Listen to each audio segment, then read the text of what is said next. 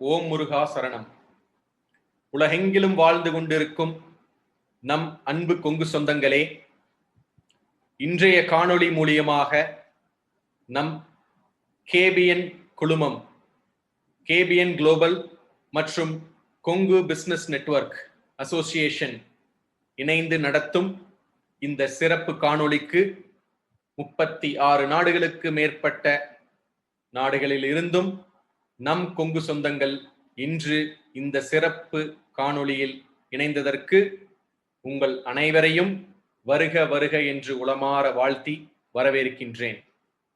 சொந்தங்களே, இன்றைய ஃபேஸ் 3, அதாவது 3ஆம் பதிப்பில் நாம் நம் கொங்கு சொந்தங்களுடன் இணைந்ததற்கு நம்மை வழிநடத்தும் இறையருளும் குரு அருளும் எல்லாம் வல்ல இறைவனையும் தொழுது நம் சொந்தங்கள் அனைவரையும் மீண்டும் வருக வருக வருக என்று வரவேற்கின்றேன்.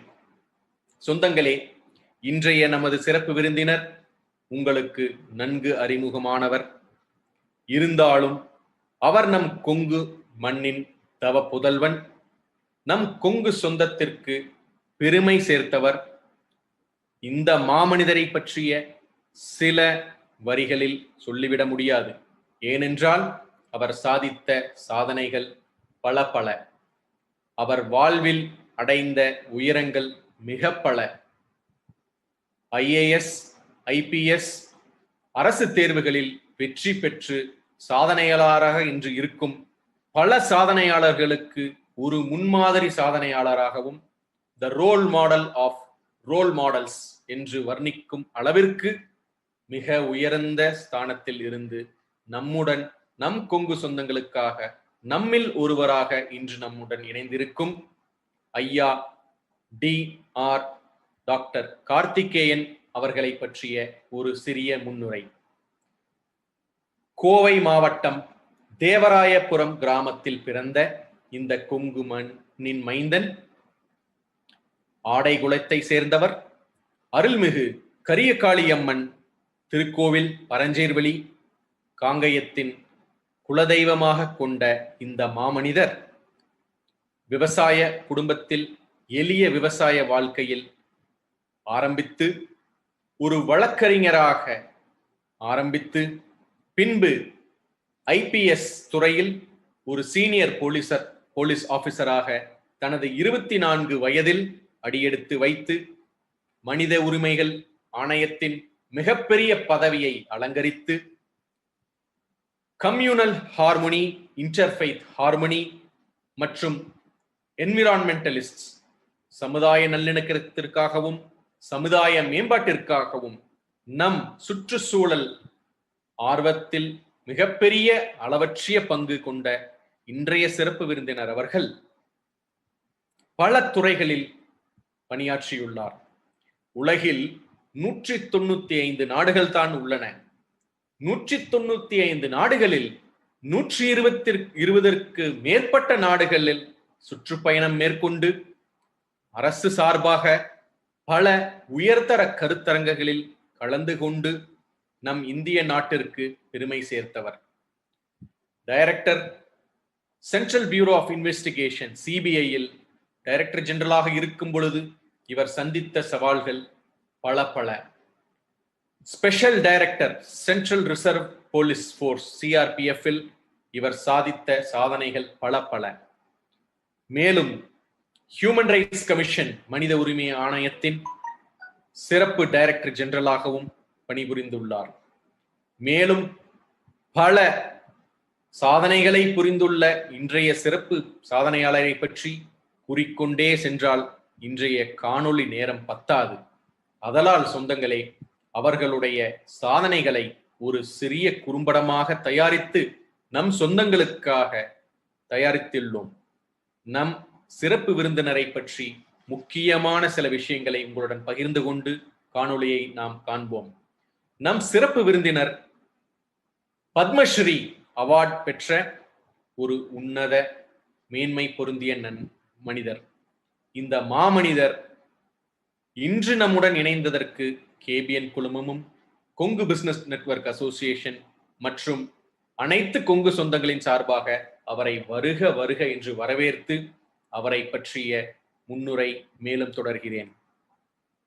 ஆத்ம Jyoti, light of soul, Delhi Ratna, jewel of Delhi, humanitarian award, centenarian Paramacharya award, Rajiv Gandhi award for communal harmony for the sake of honour from many Rotary and prestigious civil society organizations.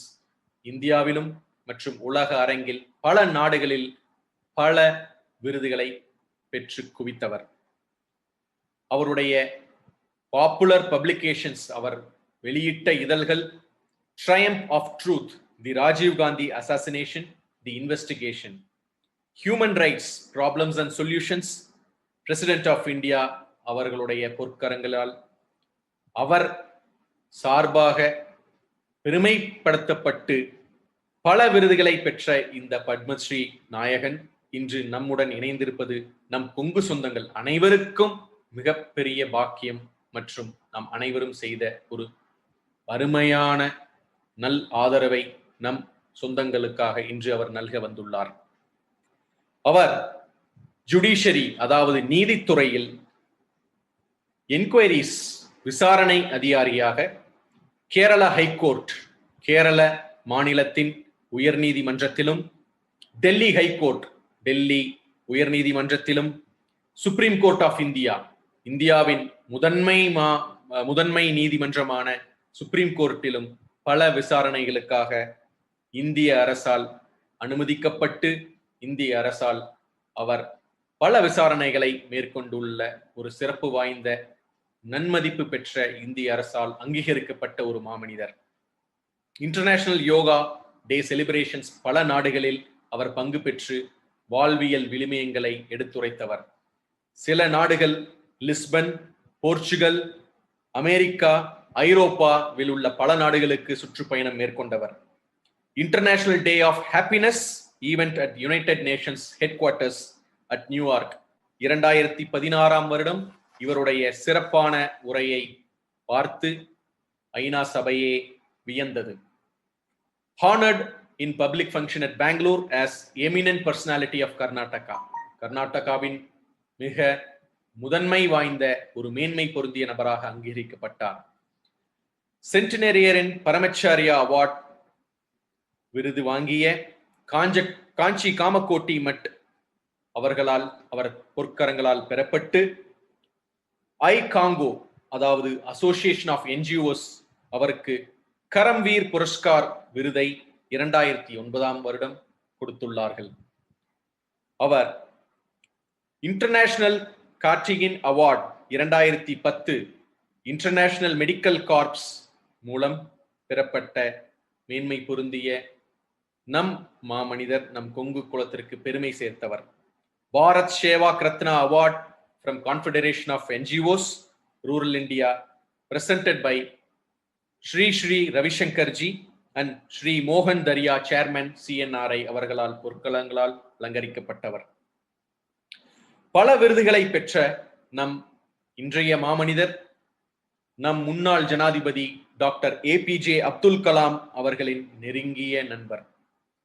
Honorary Doctor of Sciences for Good Governance by Commonwealth Vocational University, Dubai நாட்டில் 2017 வருடத்திலும், All Ladies League and Women Economic Forum conferred him the Award of Iconic Leader Creating a Better World for All என்ற விருதை 2017 வருடமும் பெறப்பெற்றார்.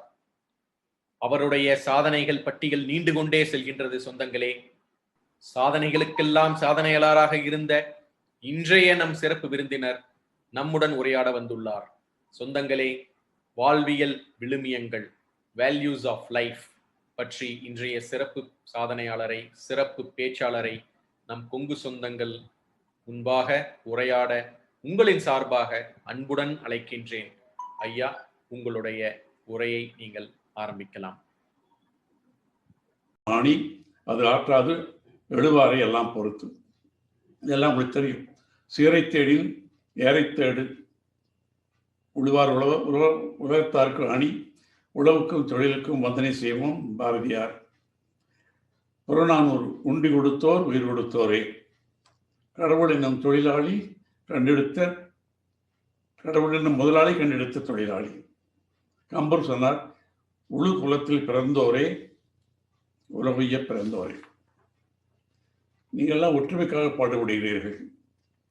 யாரும் ஊரே யாவரும் கேளு என்று சொல்லி உலகில் உள்ள எல்லா ஊர்களும் நமது ஊரே, உலக மக்கள் எல்லோரும் நமது உறவினரே என்ற நல்ல கருத்தை நம் மனதில் விதைத்தவர் சங்கப்புலவர் கணியன் பூங்குன்றனார். உலகில் உள்ளோர் எல்லோரும் இன்புற்றிருக்க வேண்டும் என்பதே அருளாளரின் கோட்பாடு. வள்ளுவர் உள்ளத்திலும் இதே கருத்து. தமிழ் சான்றோர்களின் கனவும் இதுதான்.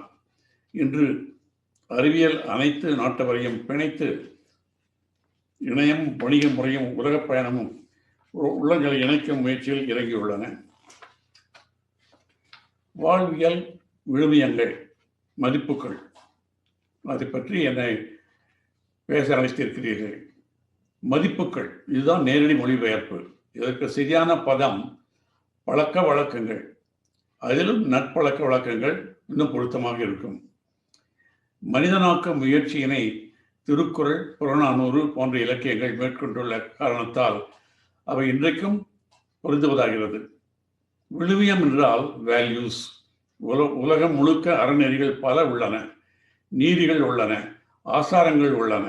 அவை அனைத்தையும் ஒட்டுமொத்தமாக கூடிய சொல்லே விழுமியம். அவை மக்கள் வாழ்ந்து அறிந்து அடுத்த தலைமுறைக்கு கொடுத்து செல்லும் நெறிகள் குறித்த நம்பிக்கை மற்றும் மனக்கட்டுமானமே விழுமியம் என்பது. மனிதனுடைய நம்பிக்கைகள், எண்ணங்கள், கருத்துக்கள் என்பவற்றின் உருவாக்கத்தின் அடிப்படையில் அமைந்ததே விழுமியம், வேல்யூஸ் எனப்படுவது. விழுமியங்களை நேர்மையுடன் பயன்படுத்துவதே அவற்றை தொடர்ச்சியை உறுதிப்படுத்துகின்றது. அரிது அரிது மானிடராய் பிறத்தல் அரிது என்றார் அவை பிராட்டியார். பெறுதற்குரிய மானிட பிறவியை பெற்ற மக்கள் மண்ணில் நல்ல வண்ணம் வாழ்வதற்கு சில நெறிமுறைகளை பின்பற்றுதல் வேண்டும். மனிதனை மனிதனாக்குவது விழுமியங்கள் தான். எப்படியாவது வாழலாம் என்பதை விடுத்து இப்படித்தான் வாழ வேண்டும் என்று மனதில் உறுதி கொண்டு வாழ்வியல்களின்படி வாழ வேண்டும். அறம் சாரா செயல்களை செய்யக்கூடாது. புறநானூறு சொல்கிறது, பிறர் அஞ்சுவது அஞ்சி புகழ் எனின் உயிரும் கொடுக்குவர் என்று. விழுமியம் என்பது தனிநபர், சமூகம், வாழ்க்கை என்பவற்றை வளப்படுத்தி அதனை அர்த்தமுள்ளதாக மாற்றும் குண நல பண்பாகும். மனிதராக பிறந்த ஒருவருக்குள்ளும் தனி மனித விழுமியங்களான அன்பு, தைரியம், ஒழுக்கம், அகிம்சை, அறம் செய்தல், சமாதானம், நேர்மை என இன்னும் பல மனித விழுமியங்கள் இருத்தல் அவசியமாகிறது. மாணவர் மத்தியிலே சமத்துவம், சகோதரத்துவம், ஜனநாயகம், நாட்டின் முன்னேற்றத்திற்கு தன்னை அர்ப்பணித்தல், பிறர் உரிமைகளை மதித்தல் போன்ற சிறந்த விழுமியங்களை மாணவர் மத்தியில் ஏற்படுத்த வேண்டியது, வளர செய்வது நம் எல்லோருடைய கடமையாகும். கிரேக்க அறிஞர் பிளேட்டோ சொன்னார், கல்வியில் கிடைக்கப்பெறும் நன்மை யாதெனில் நல்ல மனிதர்களை உருவாக்குவது மட்டுமல்லாமல் அவர்களை நல்ல முறையில் செயலாற்றவும் பழக்குவதாகும். அதன் மூலம் விழுமிய கல்வியே பயனுள்ளதாகும் என்று கூறினார். ஒருவர் மனதில் சிறப்பான எண்ணத்தை உருவாக்கும் மனித நேயம், பெரியோரை மதித்தல், உணர்ச்சி கட்டுப்பாடு, நேர்மை, நன்மனப்பான்மை, பணிவு, சுயதிறன், மகிழ்ச்சி, உண்மை என அனைத்தும் மாணவர் மனதில், இளைய சமுதாயத்தின் மனதில் சிறப்பான விழுமிய கல்வியை போதிக்கிறது. இதன் மூலம் மாணவர்கள் அறிவுத் திறமையோடு மனப்பாங்கு வளர்ச்சியை பெற்று சிறந்த ஆளுமையை பெறுகிறார், சிறந்த குடிமக்களாகிறார்கள். ஒருவன் சிறந்த விழுமிய கல்வியை பெறுவதன் மூலம் இவ்வுலகையே ஆள முடியும். அதற்கு எடுத்துக்காட்டாக நம் உலகில் நாம் வியந்து போற்றும் பெரியோர்களான மகாத்மா காந்தி, அன்னை Teresa, Abraham Lincoln, doctor Abdul Kalam, Jawaharlal Nehru போன்றவர்கள் எவ்வாறு கல்வியில் சிறந்து விளங்கினார்களோ அதே அளவு தமது விழுமிய பண்கள் மூலம் உலகமே வியந்து போற்றும் அளவிற்கு சிறப்பினை பெற்றனர். நாடு வளரவும் நாட்டு மக்கள் மேன்மை அடையவும் கல்வி அறிவு இன்றியமையாதது. அந்த கல்வியினுடைய பயன்பெற்றதுனால்தான் இப்போ கிராமங்களிலிருந்து வந்து கொங்கு நாட்டில் வந்து எல்லா பக்கமும் நீங்கள் உலகமெல்லாம் ஆளுகிறீர்கள். அந்த கல்வி தான். கல்வியின் பெருமையினை எடுத்துரைக்காத அறிஞர்களே இல்லை. கற்கை நன்றே கற்கை நன்றே, பிச்சை புயிலும் கற்கை நன்றே என்றார் வள்ளலார். வேண்டுமானால் நமக்கு ஒன்றை தெரிந்து கொள்ள வேண்டுமானால் அதை தெரிந்தவுடன் சென்று கெஞ்சி கூத்தாடியாவது அது அறிவை படித்துக் கொள்ள வேண்டும் என்பதே உண்மையான பொருள். எனக்கு தெரியும், இங்க வந்து பேசுறவங்க கூட சிலரெல்லாம் வந்து வீடு வீடா போய் கடன் வாங்கி படித்து இன்றைக்கு வந்து பெரும் நிபுணர்களாக இருக்கிறார்கள் உலகத்திலேயே. ஒரு மனிதனுக்கு எந்த அளவு அனுபவ கல்வி அவசியமோ அதே அளவு விழுமிய கல்வி அவசியம். Value paste education is very important. ஒரு பிள்ளை வளர்ந்து பூர்ண மனிதராவதற்கு 5 வளர்ச்சிகள் இடம்பெற வேண்டும் என்று சொல்கிறார்கள் அறிஞர்கள். அறிவு வளர்ச்சி, உடல் வளர்ச்சி, உணர்வு வளர்ச்சி, அன்பு வளர்ச்சி, ஆன்மீக வளர்ச்சி. இவை முழுவதிலும் விழுமியம் தொடர்புடைகிறது. இந்த 5 வளர்ச்சிகளையும் கல்வியினால் பெறுகிற போதுதான் ஒருவரது ஆளுமை சிறக்கின்றது. உலகில் உள்ள அனைத்து மத கொள்கைகளையும் எடுத்துக்கொண்டால் அனைத்து மதமும் ஒழுக்க விழுமியத்திற்கு வேறு சிறப்புரிமை கொடுப்பதை காண முடிகிறது. இந்துக்கள் வேதாகமம், கிறிஸ்தவர்கள் பைபிள், இஸ்லாமியர்கள் திருக்குரான், பௌத்தர்கள் திரிபீடகம் என அனைத்து மத புனித நூல்களும் ஒவ்வொரு மனிதனும் தனது வாழ்நாளில் கடைபிடிக்க வேண்டிய மனித விழுமியங்களை சிறப்பாக போதிக்கின்றன. வையத்து வாழ்வாங்க வாழ்வான் வானுரையும் தெய்வத்தோடு வைக்கப்படும். வையத்து வாழ்வாங்க வாழ்பவன் வானுரையும் தெய்வத்தில் வைக்கப்படுவான். ஒழுக்கம் விழுப்பம் தரலால் ஒழுக்கம் உயிரினும் ஓம்பப்படும் என்று சான்றோர் வாக்கு. சான்றோர்களால் எழுதப்பட்ட விழுமியங்கள் சம்பந்தமான நூல்கள், கூற்றுக்கள் என்பன அவர்கள் அக்காலத்தை மட்டும் கருத்தில் கொண்டு எழுதவில்லை. அவர்களால் எழுதப்பட்ட ஒவ்வொரு கருத்துக்களும் இக்காலம் மட்டுமின்றி எக்காலத்திற்கும் ஒரு மனிதனை பூரணமான ஒழுக்க விழுமியம் உள்ள மனிதனாக மாற்றவல்ல கருத்துக்கள் என்பதை நாம் அறிகிறோம். பண்டைய நூல்களான திருக்குறள், ஆத்திச்சூடி, பழமொழி, 400, நல்லெறி என இன்னும் பல நூல்களும் மனிதனுக்கு சிறந்த முறையில் விழுமிய கல்வி பொதுப்பிரமாக உள்ளன. சாக்ரட்டிஸ் சொன்னார், விழுமியங்களை ஒழுக்கத்துடன் இணைத்து அதுவே அறிவு என்றார். Virtue is knowledge, அதாவது அறிவே ஒழுக்கம் என்றார். இதைப் போலவே இன்றைய கல்வியும் விழுமியங்களோடு இணைந்து கற்பிக்கப்படும் போது மாணவர்களிடையே ஹியூமனிசம் போற்றப்படும். அப்போதுதான் மாணவர்களிடையே சிறந்த விழுமிய கல்வியை போதிக்க முடியும். மனித விழுமியங்களின் உற்பத்தி தளம் மனித உள்ளங்களாகும். இதனால்தான் சாக்ரட்டிஸ் சொன்னார், மனிதன் யாருமே தவறு செய்வதில்லை. தவறு செய்ய காரணம் அவன் சரியது பிழையது என்பதை அறிந்திராத காரணம் தான் என்று. அதன்படி ஒழுக்கவியலில் விழுமியம் செயற்பட அறிவு ஒன்று அவசியம் என்பதை உணர்த்துகிறது. பாடசாலையில் நல்ல மாணவர்களை உருவாக்காவிட்டால் நல்ல பிரஜைகள் இல்லை. அதனாலே கலாச்சார சீரழிவு ஏற்படும். சமூக ஒற்றுமை, சமூக நீதி என்பன இருக்காது. எதிர்கால சவாலை சமாளிக்கும் ஒரு சமூகத்தை உருவாக்க முடியாது. எனவே இந்த நவீன உலகத்திற்கு ஏற்ற வகையில் சிறந்த விழுமியத்துடன் கூடிய நல்ல குடிமக்களை உருவாக்க வேண்டியது ஒவ்வொரு பெற்றோர், ஆசிரியர், சமூகம் என நம் அனைவரது கடமையாகும். ஒரு சமூகத்தில் பொதுவாக விழுமியங்கள் பண்பாட்டு விழுமியங்கள் எனப்படுகின்றன. புறநானூறு சொல்கிறது, சான்றோன் ஆக்குதல் தந்தைக்கு கடனே, வேல்வடித்து கொடுத்தல் கொல்லற்கு கடனே, நன்னடை நல்குதல் வேதற்கு கடனே. இப்பாடல் தாய், தந்தை, தொழிலாளர், நாடாளு, மன்னர், இளைஞன ஒவ்வொருவருக்குரிய கடமையினை தெளிவாக எழுப்பியிருக்கிறது. உண்பது நாளை உடுப்பவை இரண்டே. அதனாலே செல்வத்து பயனே ஈதல் என்ற மேன்மையான கருத்தினை புறநானூறு சொல்கிறது. சேர்த்து வைத்த பெரும்பொருளை தான் ஒருவனே துய்ப்போம் என்று நினைப்பவருக்கு பல்வேறு நன்மைகள் தப்பி போகும் என்பதை உணர்த்துகிறது. நம் முன்னோர்கள் கடைபிடித்த வாழ்வியல் நெறிகளே பண்பாடு.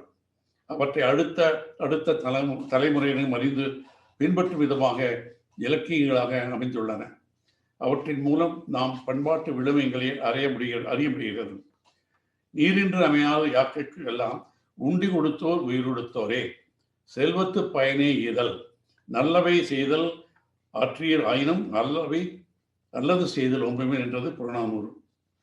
இப்பொழுது இதையே நம்மோடு இக்காலத்தில் வாழ்ந்து அருளிய அருள் தந்தை வேதாத்திரி மகிழ்ச்சி அவர்கள் இரண்டொழுக்க பண்பாடு என்று சொன்னார்கள். அதையே, அதாவது நீங்க பயிற்சி முறையை பிடித்துவிட்டு தினம் தவம் செய்து முடித்த பிறகு இரண்டொழுக்க பண்பாடு, நான் எனது வாழ்நாளில் யாருடைய உடலுக்கும் மனதுக்கும் துன்பம் தர மாட்டேன்.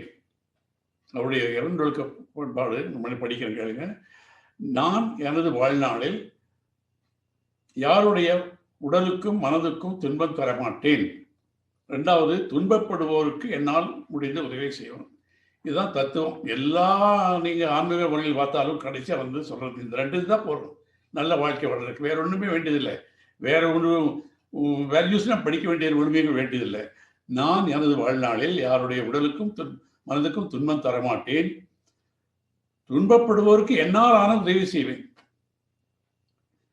மனித வாழ்வில் எத்தனை ஒழுக்கங்கள் இருந்தாலும் பொருள் சேர்ப்பதில் மேம்பட்ட ஒழுக்கம் இருக்க வேண்டும். உழைத்து பெறும் பொருளையும் இயன்றளவு பிறர் வாழ கொடுத்து உதவு வாழ்க்கையை ஒப்பற்ற நிலையாகும். நீங்கள் கொஞ்ச நாட்டில் வந்த தமிழ்நாட்டில் இருக்கிறவங்க சரி, வெளிநாட்டில் வரவங்க நிறைய நீங்கள் சம்பாதிக்கிறீங்க தெரியும். பெரிய அளவில் நீங்கள் உதவி செய்கிறீர்கள். தியான வழிமுறையிலே உடல் மனம் ஆகியவற்றிற்கு ஒருங்கிணைந்த பயிற்சி அளிப்பதன் மூலம் மனம் ரீதியான நோய்கள் வராமல் மூளையை பாதுகாக்க முடியும். நான் எங்கே போனாலும் முதல்ல எந்த ஆரோக்கியத்தை பற்றி சொல்றது நம்முடைய கடமை. உடல் ஆரோக்கியத்தோடு மன ஆரோக்கியத்தோடு வாழ்வது முதல் நம்ம கடமை. உடம்பை வளர்த்தேன் உயிர் வளர்த்தேனே என்பது பல்லாயிரக்கணக்கான ஆண்டுகளுக்கு முன்பு திருமூலர் சொன்னது.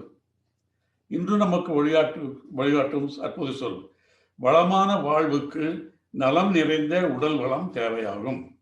உடலை பேடினால் உயிரை போற்றியதாகும். உடலை வளர்த்தால்தான் உள்ளத்தை வளர்க்க முடியும். உயர்ந்த உள்ளம் என்னும் கட்டிடம் எழுப்ப சிறந்த உடல் என்னும் அடித்தளம் இன்றியமையாதது. நோயற்ற வாழ்வே குறைவற்ற செல்வம். உடல் நலத்திற்கு தடையாய் அமைவது நோய். நோயற்ற உடல் கொண்ட வாழ்க்கை நல்ல தாயற்ற குழந்தை போல தயங்கி தள்ளாடும் என்பது புலவர் பொய்மொழி. நோய் எதுவும் வராது காப்பது நம் கடமையாகும். வருமுன் காப்பவனே பெருமதிப்புக்குரியவன். உடல் பயிற்சி இல்லாததாலும் தவறான உணவு பழக்கங்களாலும் திட்டமிட்ட வாழ்க்கை வரைமுறை இல்லாததாலும் இன்றைய மக்கள் பலர் உடல் நலமின்றி காணப்படுகின்றனர். நல்ல உணவை அளவும் காலம் அறிந்து உண்ண வேண்டும். சுவையான உணவு என்றால் அளவு மிகுதல் தகுதன்று. மருத்துவனுக்கு கொடுப்பதை வாணியனுக்கு கொடு என்பது ஒரு பழமொழி. உடம்பார் அழியின் உயிரார் அழிவர். திறம்பட மெய்ஞானம் சேரவும் மாட்டார். உடல் வளர்க்கும் உபயம் அறிந்தே உடம்பை வளர்த்தேன் உயிர் வளர்த்தேன் என்றார் திருமூலர். நாடு காக்கவும் நம் குடும்பத்தை காக்கவும் நல் விளைவு காணவும் உடல் உரம் இன்றியமையாதது. உடம்பழியுமாயின் அதனை பெற்றுள்ள உயிரும் அழிந்தது போல செயலிட்டு நிற்கும். உடம்பை அழிந்தபின் அவ்வுடம்பை துணை கொண்டு எழுகிய உயிர் தவமாகிய துணையை பெறவும் பின் அதனால் இறை உணர்வை அணையவும் இயலாதாகிவிடும். இது பற்றி உடம்பை விளைவிக்கும் வழியில் அறிந்து அவ்வழியில் அதனை நாம் உணர்வை பார்க்க வேண்டும். உடலுக்குள் இருக்கும் சீவனாக அறிய வேண்டும் என்றால் தவமாண்டால் உறுதிகள் ஆன்மீகத்துறையில் இருந்தாலும் கூட முதல்ல உடலை நாம் கோயிலாக கருத வேண்டும்.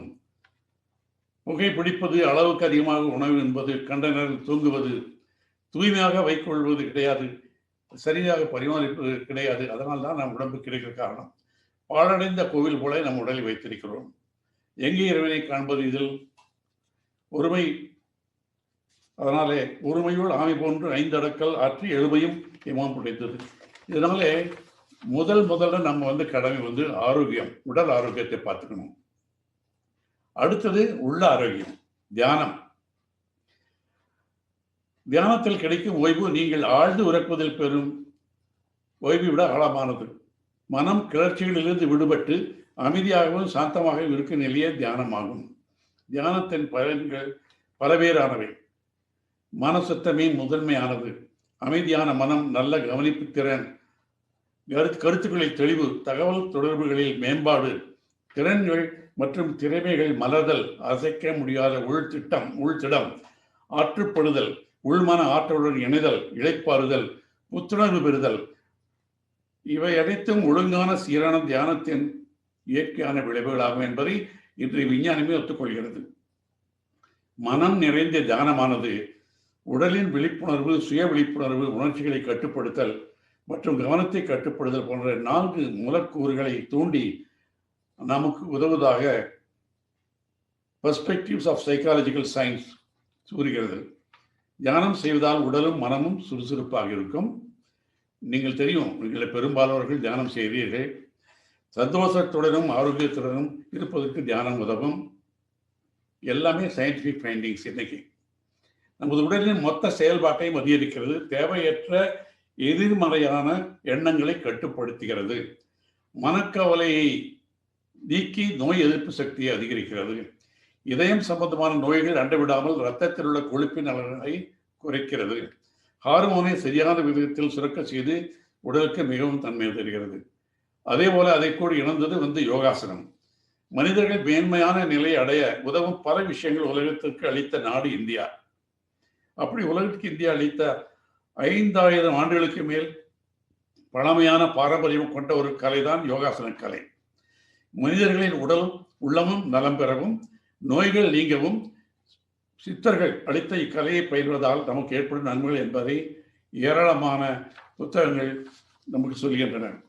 தினமும் யோகாசனம் செய்வதன் மூலம் நமக்கு ஏற்படக்கூடிய இதயம் சம்பந்தமான நோய்களை தடுக்க முடியும். யோகா செய்தவர்களுக்கு இரத்த ஓட்டம் சீராகி இதயம் பலம் பெறுகிறது. நல்ல சீரான சுவாசம் கிடைப்பதோடு இதயம் சரியாக இயங்கி உடல் நலத்தை மேம்படுத்துகிறது, ஆயுளையும் இடிக்கிறது. யோகாசனங்கள் செய்யும் போது நம்முடைய உடலை பல கோணங்களில் வளைத்து யோகா செய்வதால் நம்முடைய உடலானது அழகான வடிவத்தை கூட பெறுகிறது. நம்முடைய மனம் பதற்றங்கள் நீங்கி அமைதி அடைகிறது. இரத்த ஓட்டம் சீரடைகிறது. தினமும் யோகா செய்பவர்களுக்கு நரம்பு மண்டலங்கள் பலம் பெறுகின்றன. மூளையின் செயல்திறன் அதிகரிக்கிறது. நொடியின்றி வாழ ஆரோக்கியமான உணவு முறைகளை பின்பற்றுவதோடு தினந்தோறும் யோகாசனங்கள் செய்து வருவதால் உடலும் மனதும் நல்ல ஆரோக்கியம் பெறும்.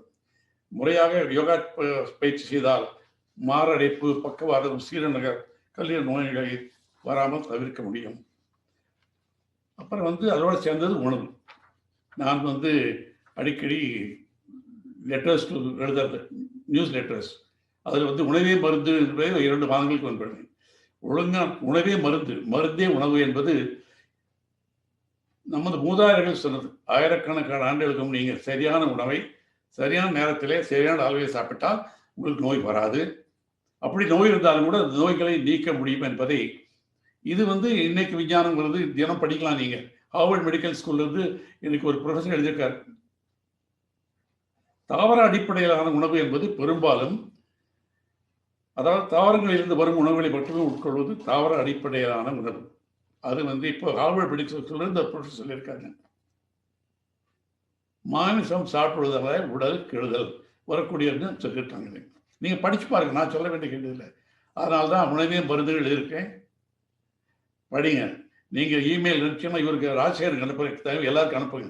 ஆராய்ச்சி பண்ண எழுதுது. நம் உடல் ஆரோக்கியம் பெற வேண்டுமானால் மாமிசத்தை விலங்குகள் அல்லது குறைத்துக் கொள்ளுங்கள். அதோடு அனிமல் அக்ரிகல்ச்சர் சொல்கிறோமே, அதாவது மாமிசத்துக்காகவே செய்யக்கூடிய விவசாயத்தினால உலகமே அழிந்து வருகிறது என்பதை ஆராய சொல்லியிருக்காங்க. பெரும்பாலான தண்ணீர் அதுக்கு தான் பயன்படுது. இந்த பூமி வெப்பமாகிறது இல்லைங்களா, அது கூட அதனால தான் சொல்றாங்க. அதனால நீங்க உங்க உடலுக்கு முதல்ல பார்த்துக்கங்க. நம்ம உடலுக்கு மட்டுமல்ல, உலகத்தினுடைய ஆரோக்கியத்தை கூட மாமிச உணவை குறைக்கிற அளவுக்கு அது தேவைப்படும். இல்லைன்னா இன்னொரு 2 தலைமுறைகளிலே நம்மளுடைய சந்ததிகளுக்கு உணவு கிடைக்காது, நல்ல நீர் கிடைக்காது, மூச்சு கூட சுத்தமான வாய்ப்பு காற்று கிடைக்காது. உடலுக்கு ஆரோக்கியமாக உற்சாகமாக வாழ சத்துள்ள இயற்கை உணவினை அனைவரைந்து காலகட்டத்தில் உண்டு வழிந்தால் அதுவே மருந்தாகும். வேறு மருந்து உட்கொள்ள தேவையில்லை. அதுவே சுற்றுச்சூழலை காப்பாற்ற உதவும். விலங்கு விவசாயம் உலகத்தை வெகுவாக பாதிக்கும். உலக வெப்பமை முதலில் அதிகரிக்கும், உலகையே அழித்துவிடும். 2வது நிறைய இருக்கு சப்ஜெக்ட். இன்னொன்று மறத்தல், மன்னிப்பு மறக்கணும். நம்ம யாரும் மனதாலோ சொல்லாலோ செயற்கையாலேயோ யாருக்கும் நாம துன்பம் கொடுக்கலையும் சொல்ல முடியாது.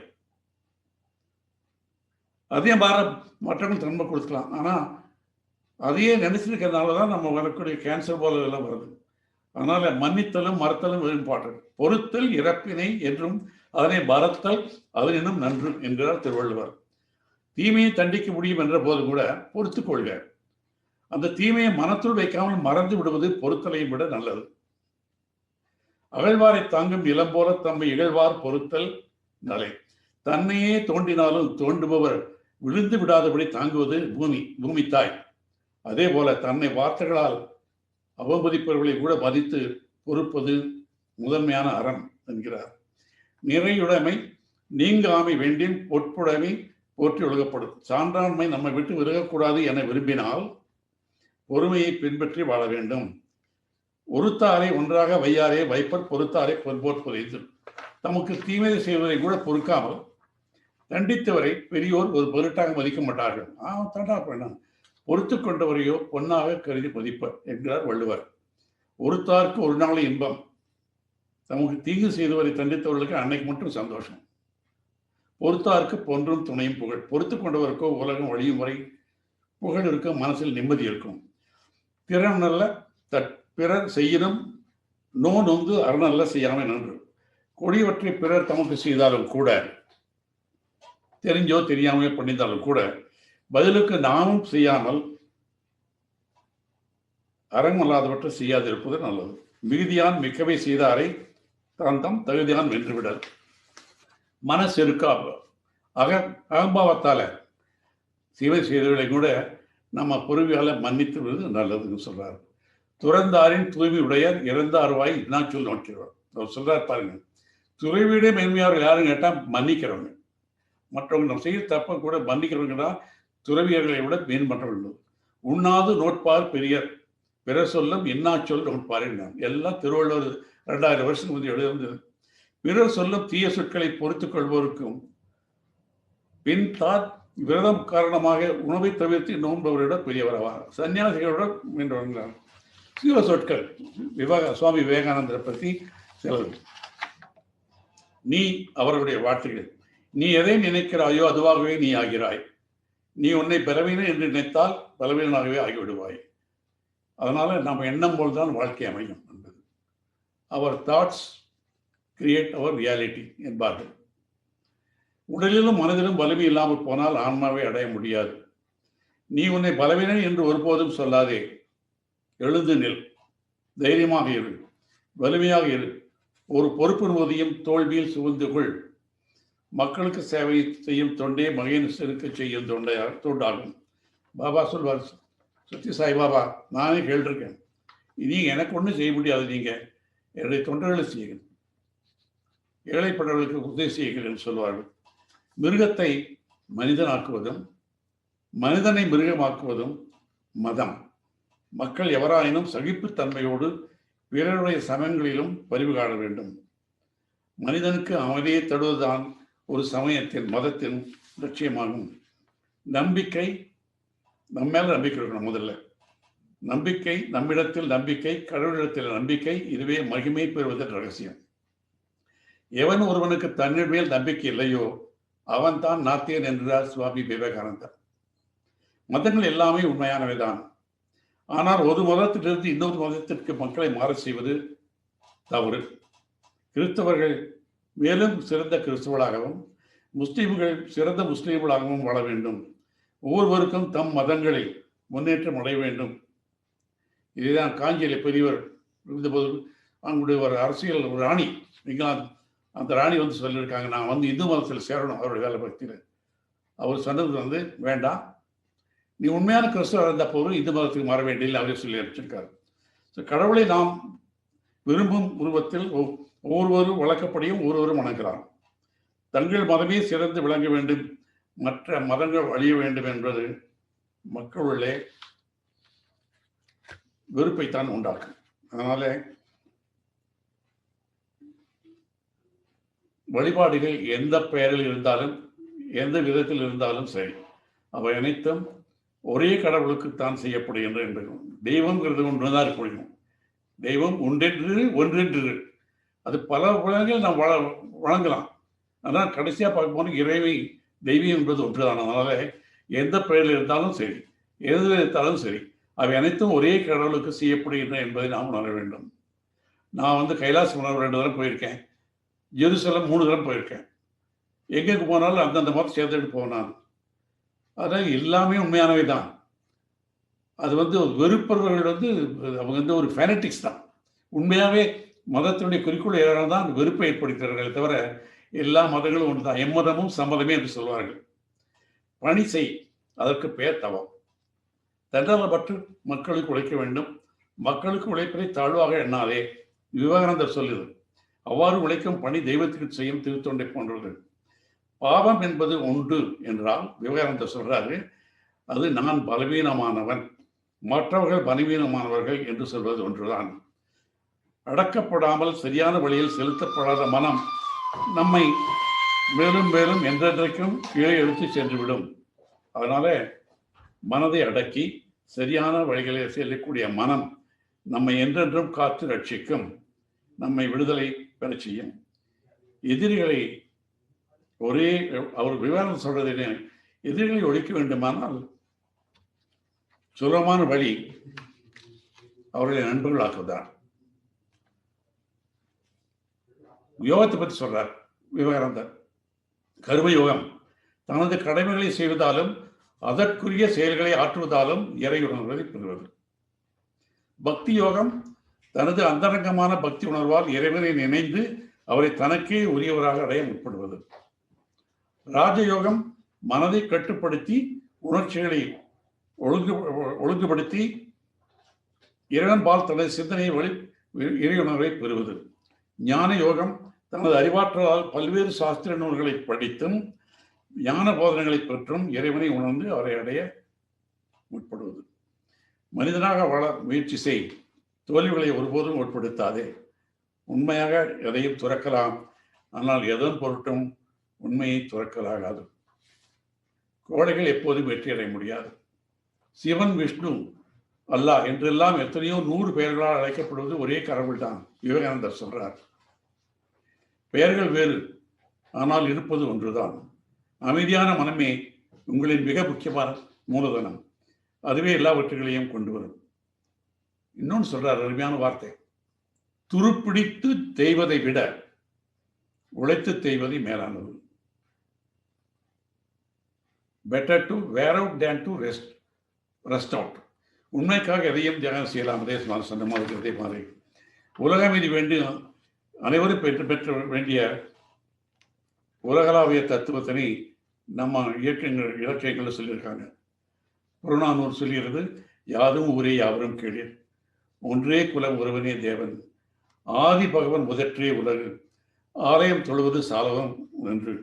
கோயிலில்லா ஊரில் குடியிருக்க வேண்டாம், எங்கும் மறைந்து நிறைந்திருக்கின்ற இறைவன் திருவள்ளை திருக்கோயிலின் திருவருங்கள் மூலம் பெறுவது எளிது, கோபுர தரிசனம் கோடி புண்ணியம். பாரதியார் சொல்றார், யாரும் பணிந்திடும் தெய்வம், பொருள் யாவினும் நின்றிடும் தெய்வம், பாருக்குள்ளே தெய்வம் ஒன்று, இதில் பற்பல சண்டைகள் வேண்டாம். இப்போ இந்த உலகத்தில் 3வது உலகப் போர் வருடம் நிகழ்ந்ததுன்னா அது வந்து இந்த மத வெறியறினால் தான் வரும். Religious fanatics only will cause a 3rd world war. அதனால பாருக்குள்ளே தெய்வம் ஒன்று, இதில் பற்பல சண்டைகள் வேண்டாம். அறிவே தெய்வம், அன்பே தெய்வம், உண்மையே தெய்வம். தெய்வம் பல பல சொல்லி பகைத்தியை வளர்ப்பவர் மூடர் என்கிறார் பாரதியார். பாருக்குள்ளே தெய்வம் ஒன்று, இதில் பற்பல சண்டைகள் வேண்டாம். உயிர்கள் இடத்தில் அன்பு வேண்டும், தெய்வம் உண்மை என்று தான் அறிதல் வேண்டும். அதிலே நாமக்கல் கவிஞர் சொல்லியிருக்கார், அல்லாஹ் சில பேர் அரண் என்பார்கள், வல்லான் அவன் பரமணத்தை வளம் தந்தை என்பார்கள் சொல்லார். அதனால எல்லாரும் ஒன்றுதான், எல்லா மதமும் ஒன்றுதான் சொல்றாங்க. அது மாதிரி பார்த்தீங்கன்னா நம்ம இலக்கியங்களில் வந்து சொல்லாது எதுவும் இல்லை. சின்ன ரொம்ப அருமையான கருத்துக்கள். ஆத்திச்சூடி இருப்பாருங்க, அறம் செய்ய விரும்பு, ஆறுவது சினம், ஈவது விளக்கேல், ஊக்கமது கைவிடேல், எண்ணெழுத்து இகழேல், ஐயமிட்டு உன், ஒப்புரவு ஒழுகு, ஓதுவது ஒளியேல், அவ்வியம் பொறாமை பேசேல். கண்டு ஒன்று சொல்ல, ஒன்று பார்த்து ஒன்று சொல்லக்கூடாது. நீங்க நியாயம்பட உரை எல்லோருக்கும் இனிய சொல்ல வேண்டும்.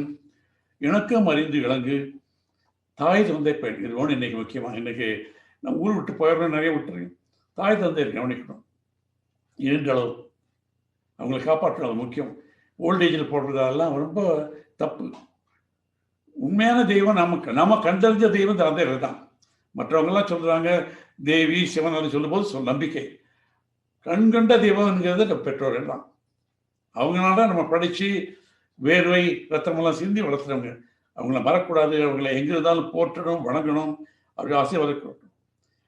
தந்தை தாய் பெற்றோரை பெண் அன்புடன் பாதுகாக்குவது நம்முடைய கடமை.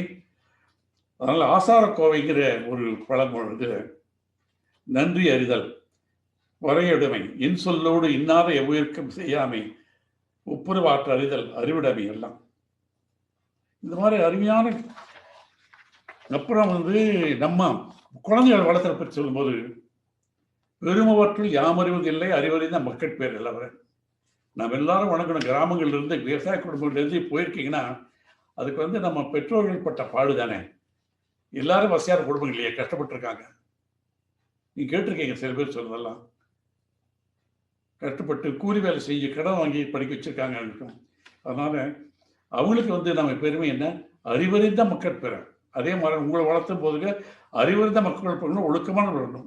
ஈன்ற பொழுதில் பெரிதுவக்கும் தன் மகனை சான்றோர் எனத்தாட்ட தாய். இதெல்லாம் நான் சொல்ல வேண்டியது உங்களுக்கு புரியும். தந்தை மகளுக்கு ஆற்றும் உதவி நன்றி அவையத்து புத்தியிருப்பு செய்யும். தந்தை தன் மகனுக்கு செய்யத்தக்க உதவி கற்றவர் கோட்டத்திலே தன் மகன் முந்தியிருப்பதுபடியாக அவரை கல்வியில் செயல்பட செய்வதாகும். அதுதான் நம் பெற்றோர்லாம் பண்ணியிருக்காங்க. நீங்க உங்க செஞ்சுட்டு இருக்கீங்க. இப்போ மகன் தந்தை காற்றும் உதவி என்ன, இவன் தந்தை என்னோட்டான் கொல்லணும் சொல்லு. இந்த மாதிரி ஒரு மகனை பெறதுக்கு எத்தனை தவிச்சிருக்கணும் பேசணும். அந்த மாதிரி வாழ்க்கையை மகன் வாழணும். அதனால சிலர் தகவலாம் தக்கார் தகவல் என்பது அவர் எச்சத்தால் காணப்படும். நம்ம பெருமை நல்லவங்களா கெட்டவங்களா நம்முடைய குழந்தைகளை பொறுத்திருக்கிறது. நம்ம நல்ல முறையில் வாழ்ந்தால் நம்ம பெற்றோருக்கு செய்யக்கூடிய சிறப்பு. ஓ நல்லா வளர்த்திருக்காங்க அப்படின்னு. அதே மாதிரி நம்ம குழந்தைகள் அதே மாதிரி வளர்த்தணும். அப்புறம் சிலதெல்லாம் நாம தவிர்க்க வேண்டியது. அழுக்காறு அவா வெகுளி இன்னாச்சம் இந்நான்கும் இழுக்கா ஏன் நானும். பொறாமை, ஆசை, சினம், கடுஞ்சொல் இந்த ஆகிய 4 குற்றங்களுக்கு இடம் கொடுக்காமல் அவற்றை கடிந்து ஒழுகுவதே அறமாகும் தர்மமாகும். தீயவை தீய பயத்ததால் தீயவை தப்பான செயல் நம்ம செய்யவே கூடாது. அப்புறம் என்ன பார்த்து பேச்சு பேசணும். யாகாவாராக்கினும் நாகாக்க சோவாக்கார். தவறான வாழ்க்கையை சொல்லக்கூடாது. நம்ம ஒழுக்கத்தின் மெய்துவர் மேன்மை இழுக்கத்தின். ஒழுக்கம் வாழ்ந்தால் தான் மேன்மை கிடைக்கும். வையத்துள் வாழ்வாங்க வாழ்வான் வாழ்நிலையும் தெய்வத்தில் வைக்கப்படும். உலகத்தில் வாழ வேண்டிய அறநெறியிலே ஒழுக்கமான நெறியிலே நின்று வாழ்கிறவர்களைத்தான் வானுடத்திலே உள்ள தெய்வ முறையில் மதிக்கப்படுவார்கள் என்பார்கள். அப்புறம் கஷ்டமான காரியங்கள்லாம் நம்ம பண்றோம். டாக்டர் கலாம் போல பார்த்துருக்கீங்க. செயற்கரிய செய்வார் பெரிய, செயற்கரிய செய்யவர். செய்வதற்கு அருமையான செயல்கள் எல்லாம் செய்ய வேண்டவரே வல்கோர். செய்வதற்கு அரிய செய்ய பாராட்டும் சிறியோர் என்று நீங்கள்லாம் சில பெரிய படிச்சிருக்கீங்க. அப்போதான் உண்மையான வாழ்க்கை வாழ வேண்டும். உள்ளத்தால் பொய்யாது ஒளியின் உலகத்தால் உள்ளத்தால் எல்லாம். ஒருவர் தன் உள்ளமுறைய பொய் இல்லாமல் நேர்மையான வழியில் வாழ்ந்தால் அத்தகையவன் உலகத்தாரின் உள்ளங்கள் எல்லாம் இருப்பான் என்று. பொய்யாமை ஆற்றின் அறம் பெற செய்யாமை நன்று. அறத்தை தவிர தர்மத்தை தவிர தவறுகள் செய்யக்கூடாது என்று. மறந்தும் பிறர் கேடு சுழற்க. பிறருக்கு செய்யக்கூடிய நினைக்க கூடக்கூடாது. மனத்து கண் மாசில் நாதல் நினைத்து நான் பிற. அதனால அடுத்தாவது நம்ம வாழ்க்கையில் வாழ்ந்தானா எப்படி இருக்கணும்? ஈதல் இசைப்பட வாழ்தல் அதுவல்ல புதிய பொருட்கள். அன்பம் அரணம் உடைத்தாயின் இல்வாழ்க்கை பண்பு என்பது. எல்லோருக்கும் நல்லா வாழணும், மற்றவர்களுக்கு உதவி செய்யணும். அன்பிலார் எல்லாம் தமக்குரிய அன்புடையார் என்பதும் இருக்கு. அதனால என்னதான் வாழ்ந்தாலும் கூட அன்போடு வாழணும். உள்ளொன்று வைத்து புறமொன்று பேசுவார் உறவு கலப்பாக வேண்டும். பொய் சொல்றாங்க பாருங்க, மனசோடு வச்சுட்டு அவங்களுடைய சேர்க்கை தவறு.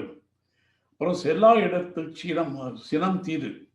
சினத்தை விட பெரிய பகை இல்லை. கோபப்படுறதை போல பெரிய பகை இல்லை. படையிலிருந்து ஒருவன் தன்னைத்தான் காத்துக்கொள்ள விரும்பினால் கோபம் வராமல் மனத்தை காத்துக்கொள்ள வேண்டும். காக்க தவறினால் சினம் தன்னையே கொன்றுவிடும். அதனாலே நிறைய தமிழ் மக்கள் அறிவுடைமையாக இருக்கணும். அன்புடையார் எல்லாம் பிறருக்கு ஒழுக்கம் உயிரினும் ஒம்பப்படும். மனத்துக்கண் மாசில் இருக்க வேண்டும். அறனும் ஈனும் இன்பம் ஈனும் திறனறிந்து தீதிற்று பொருள். தப்பா சம்பாதிக்கக்கூடாது. நேர்மையான சம்பாதிக்கணும். அதை எல்லார்களும் கண்டுபிடிக்கணும். அருள் இல்லாருக்கு இவ்வளவு இல்லை அற்புள்ளாருக்கு. நல்ல வழியில் வாழ்றோம். தாளாற்றி தந்த பொருள் எல்லாம் தக்காருக்கு வேளாண்மை செய்யப்பட்டு கஷ்டப்படுறதெல்லாம் நம்மால் ஏதாவது வறுமை உள்ளவர்களுக்கு ஒருத்தருக்காக செய்யணும். நான் மேனேஜ்மெண்ட் இன்ஸ்டியூட்டில் போகும்போது சொல்கிறேன், இந்த நாட்டில் எல்லாருக்கும் நல்ல பிஸ்னஸ் ஸ்கூலில் கிடைக்கிறது இல்லை. கிராஜுவேஷன் போது சொல்கிறேன், எல்லாரும் டிகிரி வாங்கிட்டீங்க, வேலையும் வாங்கிட்டீங்க. நீங்கள் செய்ய வேண்டியது கோயில் கட்ட வேண்டாம், குளம் கட்ட வேண்டாம், நீங்கள் சர்ச் கட்ட வேண்டியதில்லை. நம்ம விட வசதியுள்ள ஒரே ஒருத்தர் ஒரு ஏழை கண்டுபிடிச்சு அவருக்கு கல்வி கொடுத்து வாழ்க்கையை கொண்டப்படுறோம். அது பெரிய தருணம். வேற ஒன்றும் வேண்டியதில்லை. நீங்கள் ஏன்னா இப்போ நம்ம நாட்டில் ஒரு 50% எவ்வளோ பாவர்ட்டி லைன் 50% கீழே தான் வறுமையில் இருக்கிறவங்க. 30% தான் சொல்கிறாங்க. So people above poverty line, each one of us take responsibility for taking care of only 1% below poverty line. ஏழ்மைங்க யூ கான் கால் ஏழு என்ன சொல்ல வேண்டிய அவசியம் இல்லை. அதுதான் நான் சொல்றது இல்லை. அதே முறை எப்பொருள் யாராவது கேட்பணும் அப்பொழுது எல்லாரையும் கேளுங்க. ஆனால் அவர்கள் சொல்றது நியாயமா இல்லையான்னு கேட்டு செய்யணும். அதனால ஐ திங்க் மனத்துக்கண் மாசு நாதல் அனைத்தரும் சுத்தமான மனசோடு இருக்கணும், சுத்தமான நிறைய வாழணும். என்னுடைய காலம் முடிந்து பெற்றது என்று கருகிறேன். என்னுடைய செக்ரட்டரி சொன்னார், உங்கள் ஐயா உங்கள் நேரம் முடிஞ்சது சொல்கிறாரு. அதனால் இதோட நான் அதிகமாக பேச விரும்பலை. இது பேசுகிறாங்கன்னா நீங்கள் எல்லாம் நல்ல வாழ்க்கை வாழ்ந்துட்டுருக்கீங்க, கஷ்டப்பட்டு போயிருக்கீங்க. வெளிநாடு போகிறது இது விளையாட்டு இல்லை. உங்களுக்கு பாராட்டு, உங்களுடைய பெற்றவங்களுக்கு பாராட்டு. பழனியப்பன் போகிறவங்க 3 தலைமுறை வெளிநாட்டில் இருக்காங்க. இருந்தாலும் அவருக்கு தாய்நாட்டு பற்று, தாய்மொழி பற்று நான் மிக பாராட்டுகிறேன். அதனால உங்களுடைய பெற்றோர்களை நான் வாழ்த்தி வழங்குகிறேன். நீங்கள் குழந்தைகளை நல்லா வளர்த்துங்க, நல்ல பண்போடு வளர்த்துங்க. நல்ல வல்லவன்கிற முக்கியம், அதை விட நல்லவர்கள் நல்ல பேர் வாங்கணும். கேட்குறாங்க, நீங்கள் எப்படியா நீங்கள் இவ்வளவெல்லாம் தைரியமாக நீ கேட்குற பதில் கேட்க முந்தைய நான் பதில் சொல்லிடுறேன். நான் பயம் இல்லாமல் இது பண்ணியிருக்கீங்க, யாருக்கும் வணங்காமல் இருக்கீங்க. நான் அது சொல்றது என்னன்னா,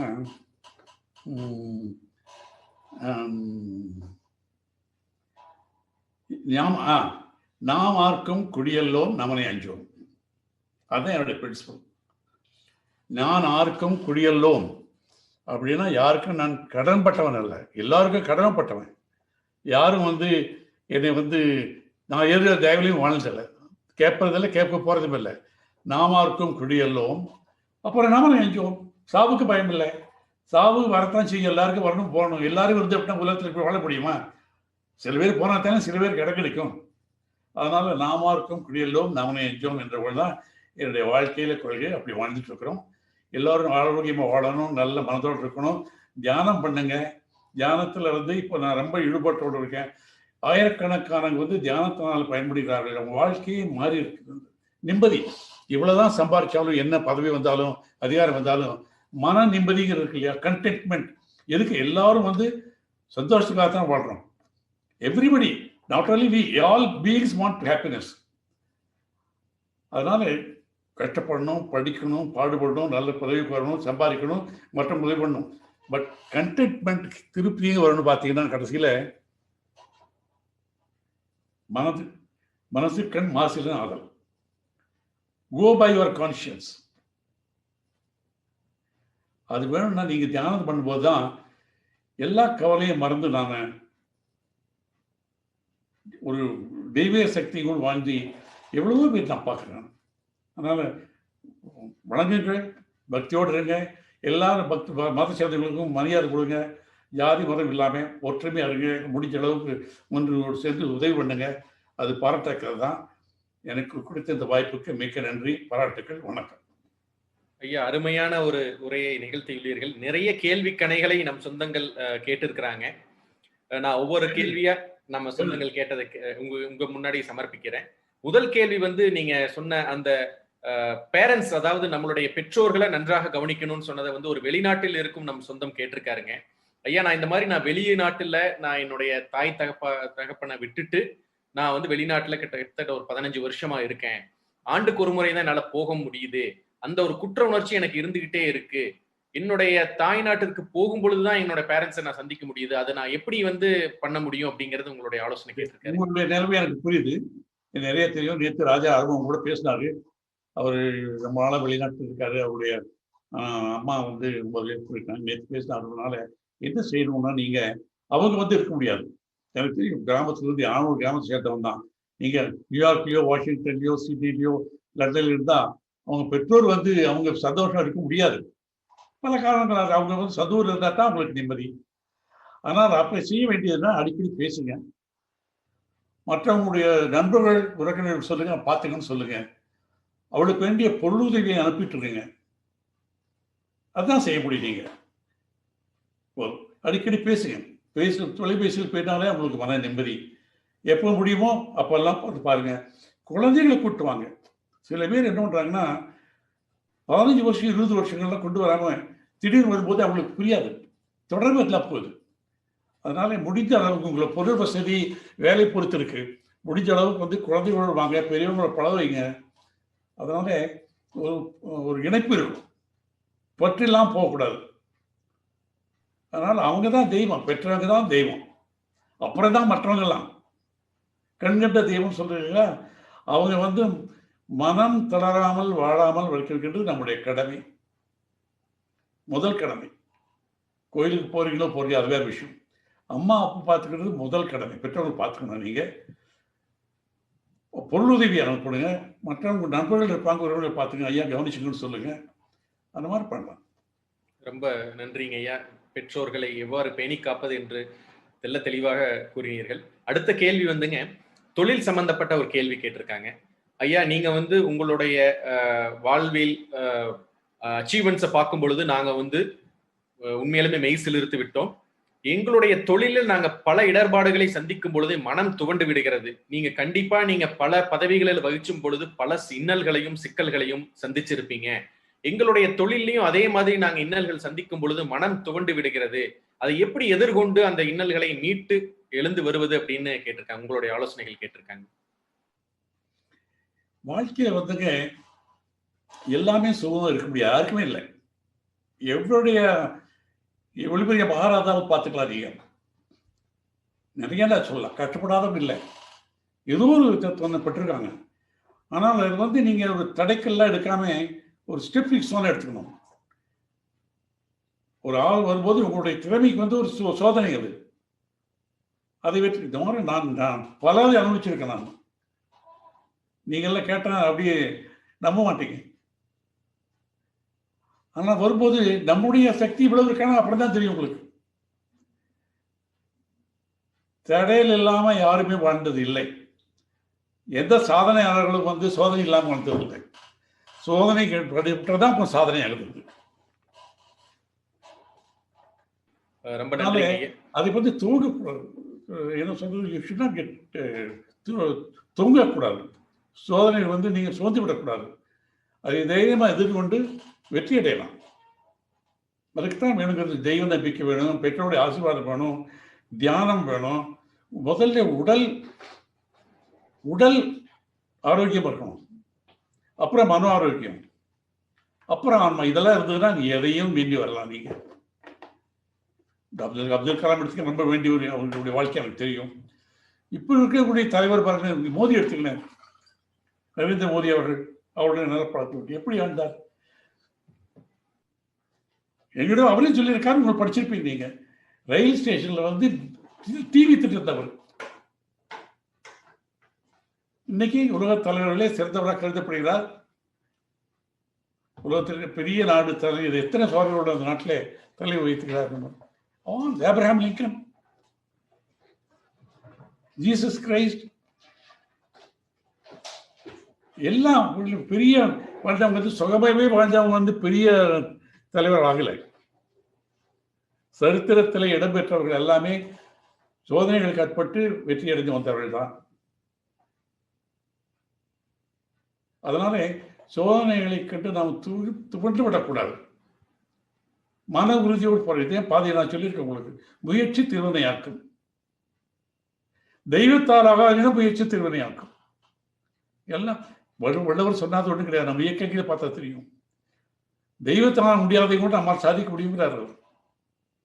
முயற்சி, ஊக்கம், டிட்டர்மினேஷன், அப்புறம் உங்களை போல வெற்றியடைகளை பார்த்து ஒரு உறுதி, நம்பிக்கை. அந்த மாதிரி சோதனை கஷ்டப்படுறவங்களுக்கு தான் நீங்கள்லாம் தைரியம் கொடுக்கணும். உங்களை போல இருக்கிறவங்களுக்கு ஃபோன் பண்ணால் இவர் பழனியை பற்றி வர யார் ஃபோன் பண்ணாலும் 10 நிமிஷம் திருப்பி பண்ணுவோம், யார் எவ்வளோ தெரிந்தாலும். அந்த மாதிரி உங்களுக்கு இந்த மாதிரி ஒரு இயக்கத்தை சேர்ந்துருக்கீங்க, இதை விட என்ன நல்ல ஒரு வாய்ப்பு. கண்டிப்பாங்க ஐயா, கண்டிப்பாங்க. நிறைய கேள்விகள் வந்திருக்குங்க. நான் எவ்வளவு சீக்கிரமா உங்களோட சொல்ல முடியுமோ நான் அவ்வளவு சீக்கிரமா சொல்லிடுறேங்க. நீங்க 12 மணிக்கு நான் வந்துருப்பேன். ரொம்ப ரொம்ப சந்தோஷங்க ஐயா, ரொம்ப சந்தோஷங்க.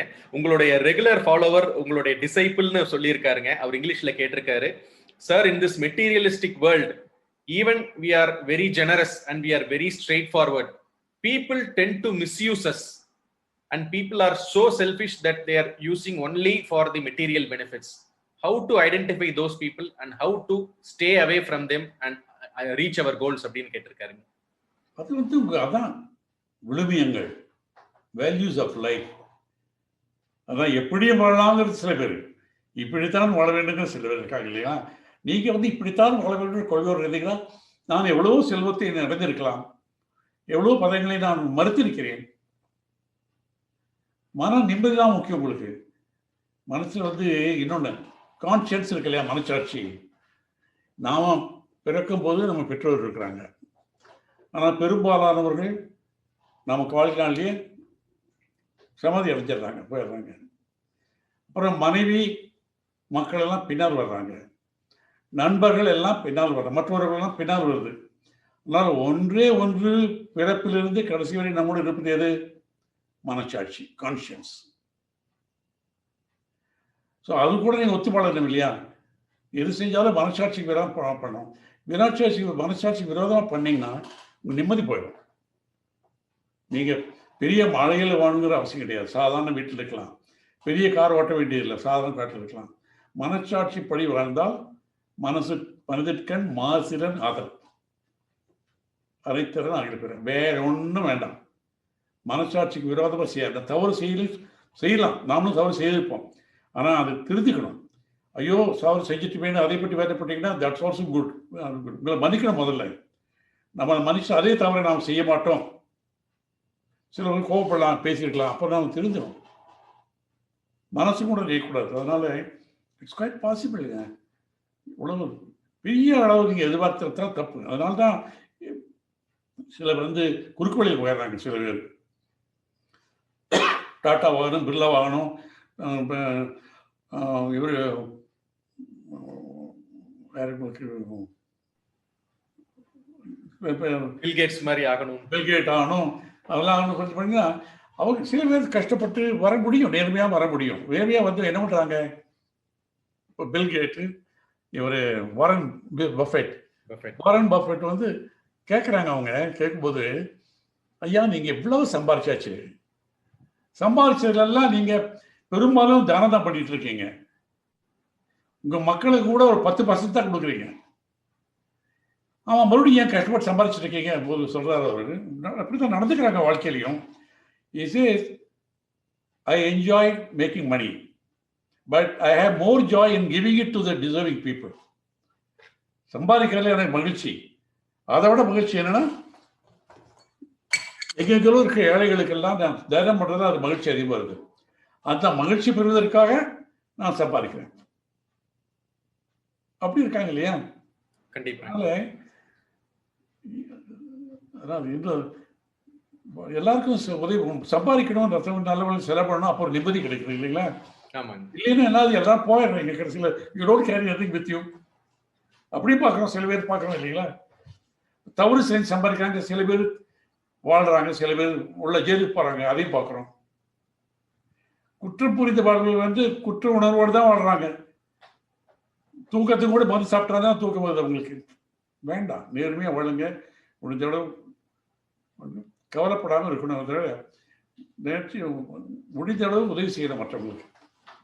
ஐயா, இதைய சார்ந்து பொருள் இல்லைனாலும் கூட நல்ல வார்த்தைகள், கஷ்டப்படுறவங்களுக்கு நல்ல வார்த்தை சொல்லலாம். அதுதான் ஜோன் முதல்ல என்ன சொல்லுவாங்க? அன்னதானம் சிறந்த தானம், அப்புறம் கல்வி தானம் சிறந்த தானம். இப்போ நான் என்ன கண்டுபிடிச்சிருக்கேன்னா தியான தானம் வந்து அதை விட சிறந்த தானம். நீங்க சொல்றீங்க பாருங்க, எல்லாருக்கும் வாழ்க்கை வழி, அதுதான் மிகப்பெரிய தானம். தானத்துக்குள்ள தானம் வந்து இதுதான். அதனால மறுபடியும் நான் சொல்றேன், தியானம் பயிலுங்கள். உங்களுக்கு ஏதாவது வேணும்னா நான் இமெயில் அனுப்பிச்சீங்கன்னா நான் அதை பற்றி எழுத, நான் இமெயில் நியூஸ் லெட்டர்ஸ் எல்லாம் அனுப்புறேன். நான் நல்ல ஆரோக்கியமான உணவு சாப்பிடுங்க, ஆரோக்கியமா இருங்க, நல்ல வழக்கங்கள், நல்ல விழுமியங்கள், நிம்மதியா இருக்கலாம். நாமளும் நல்லா இருக்கணும், மற்றவங்க நல்லா இருக்கணும். மிக தெளிவான ஒரு விளக்க உரை கொடுத்திருக்கீங்க ஐயா. அடுத்த 2 கேள்விகளுக்கு பகுதியாக பதில் அதிலேயே இருந்துருச்சுங்க. பட் இருந்தாலும் அந்த 2 கேள்விகளை நான் ஒன்றா கேட்கறேங்க. ஒருத்தர் வந்து கேட்டிருக்காரு, இந்த காலத்துல வந்து வெளியில பகட்டான தோற்றத்தையும் பொய்யான ஒரு மாயையான ஒரு ஒரு பகட்டத்தான் மக்கள் விரும்புறாங்க, அவங்களதான் மதிக்கிறாங்க. நம்ம வந்து வாரன் பஃபெட் மாதிரி ஒரு சிம்பிளிசிட்டியா இருந்தா நம்மளுக்கு அங்க மதிப்பு கிடைக்கிறது இல்ல. அதற்கு நாம எப்படி நம்ம அதைய மேற்கொண்டு செல்வது, மனதில் அதை எடுத்துக்காம அந்த தாக்கத்தை எடுத்துக்காம எப்படி மேற்கொண்டு செல்வதுன்னு ஒரு கேள்வி கேட்டிருக்காருங்க. இன்னொரு கேள்வி வந்து, தொழில நம்ம நல்லா பண்ணல அப்படின்னு சில பேருக்கு உதவி கேட்கும் பொழுது அந்த உதவியை கொடுப்பவர்கள் கொடுக்கும் நிலையில் இருந்தாலும் நம்ம அந்த உதவின்னு கேட்கும் பொழுது அதைய வந்து நம்மளுக்கு உதவி செய்யறது இல்ல, நம்ம நேர்மையா இருந்து உண்மையை சொன்னோம்னா செய்யறது இல்ல, இதே நேர்மையை மறைச்சிட்டு நல்லா பண்றேன்னு சொல்லி கேட்கும் பொழுது நமக்கு கொடுக்கறதுக்கு விருப்பப்படுறாங்க. அப்ப அந்த இடத்துல பொய் சொன்னாதான் நம்மளால வாழ முடியுது அப்படின்னு இந்த 2 கேள்விகளையும் உங்களுக்கு நீங்க ஆல்ரெடி பகுதி விளக்கம் சொல்லிட்டீங்க. பட் இருந்தாலும் இதையும் உங்க முன் வைக்கிறேன் ஐயா. முதலே பேச்சிலே வந்திருக்குதெல்லாம். நீங்க வந்து உதவி கேட்கறதுல தப்பு இல்லை, உதவி இல்லாமல் வாழறதுதான் நல்லது. நான் யார் உதவியும் கேட்கல, நாம கஷ்டப்பட்டு வந்தது தான். தவிர உதவி வரும்போது நான் வேணான்னு சொல்லியிருக்கேன். உங்களுக்கு சொல்றேன், இப்ப நீ கேட்டதுனால வந்து கவர்னர் பதவி வேணுமா, அம்பேசடர் போறீங்கன்னு கேட்கும்போது வேண்டாம் அப்படின்ட்டாங்க. நான் என்னை கடமைத்தானே செஞ்சே தவிர வேண்டியதில்லை, இன்னொருக்கு வந்து கடமைப்பட விரும்பவில்லை. சில சமயத்தில் தேவைப்பட்டால் கேள்வி கேட்கலாம். அது வந்து உதவி கூட அவங்க அந்த மாதிரி அவங்கள போய் கேட்கணும். நீங்கள் பொய் சொல்லி அந்த மாதிரி வாழ்க்கையில பயனில்லை அது. ஏன்னா உங்களுக்கு உங்களை முதல்ல மதிக்கணும் ஐயா, நாமே மதிக்கணும் இல்லையா? நமக்கு வந்து ஒரு சுய கௌரவத்தை விட்டு தன்மானத்தை விட்டு போய் அப்படி பெரிய வாழ்க்கை இந்த வாழ வேண்டிய அவசியம் இல்லை, வேண்டாம். முடிஞ்சது செய்யற நம்ம சக்தி உண்ட வர நிறைய பேர் செல் பண்றது இருக்காங்க. சொல்லணும், பொய் சொல்லி எவ்வளவு நாள் தாங்க முடியுவீங்க? அது மாதிரி வாழ்க்கை ஒரு நல்ல வாழ்க்கை இல்லை, நேர்மையான வாழ்க்கை இல்லை. அது பகட்டான வாழ்க்கை வாழ்ந்துட்டு போறாங்க.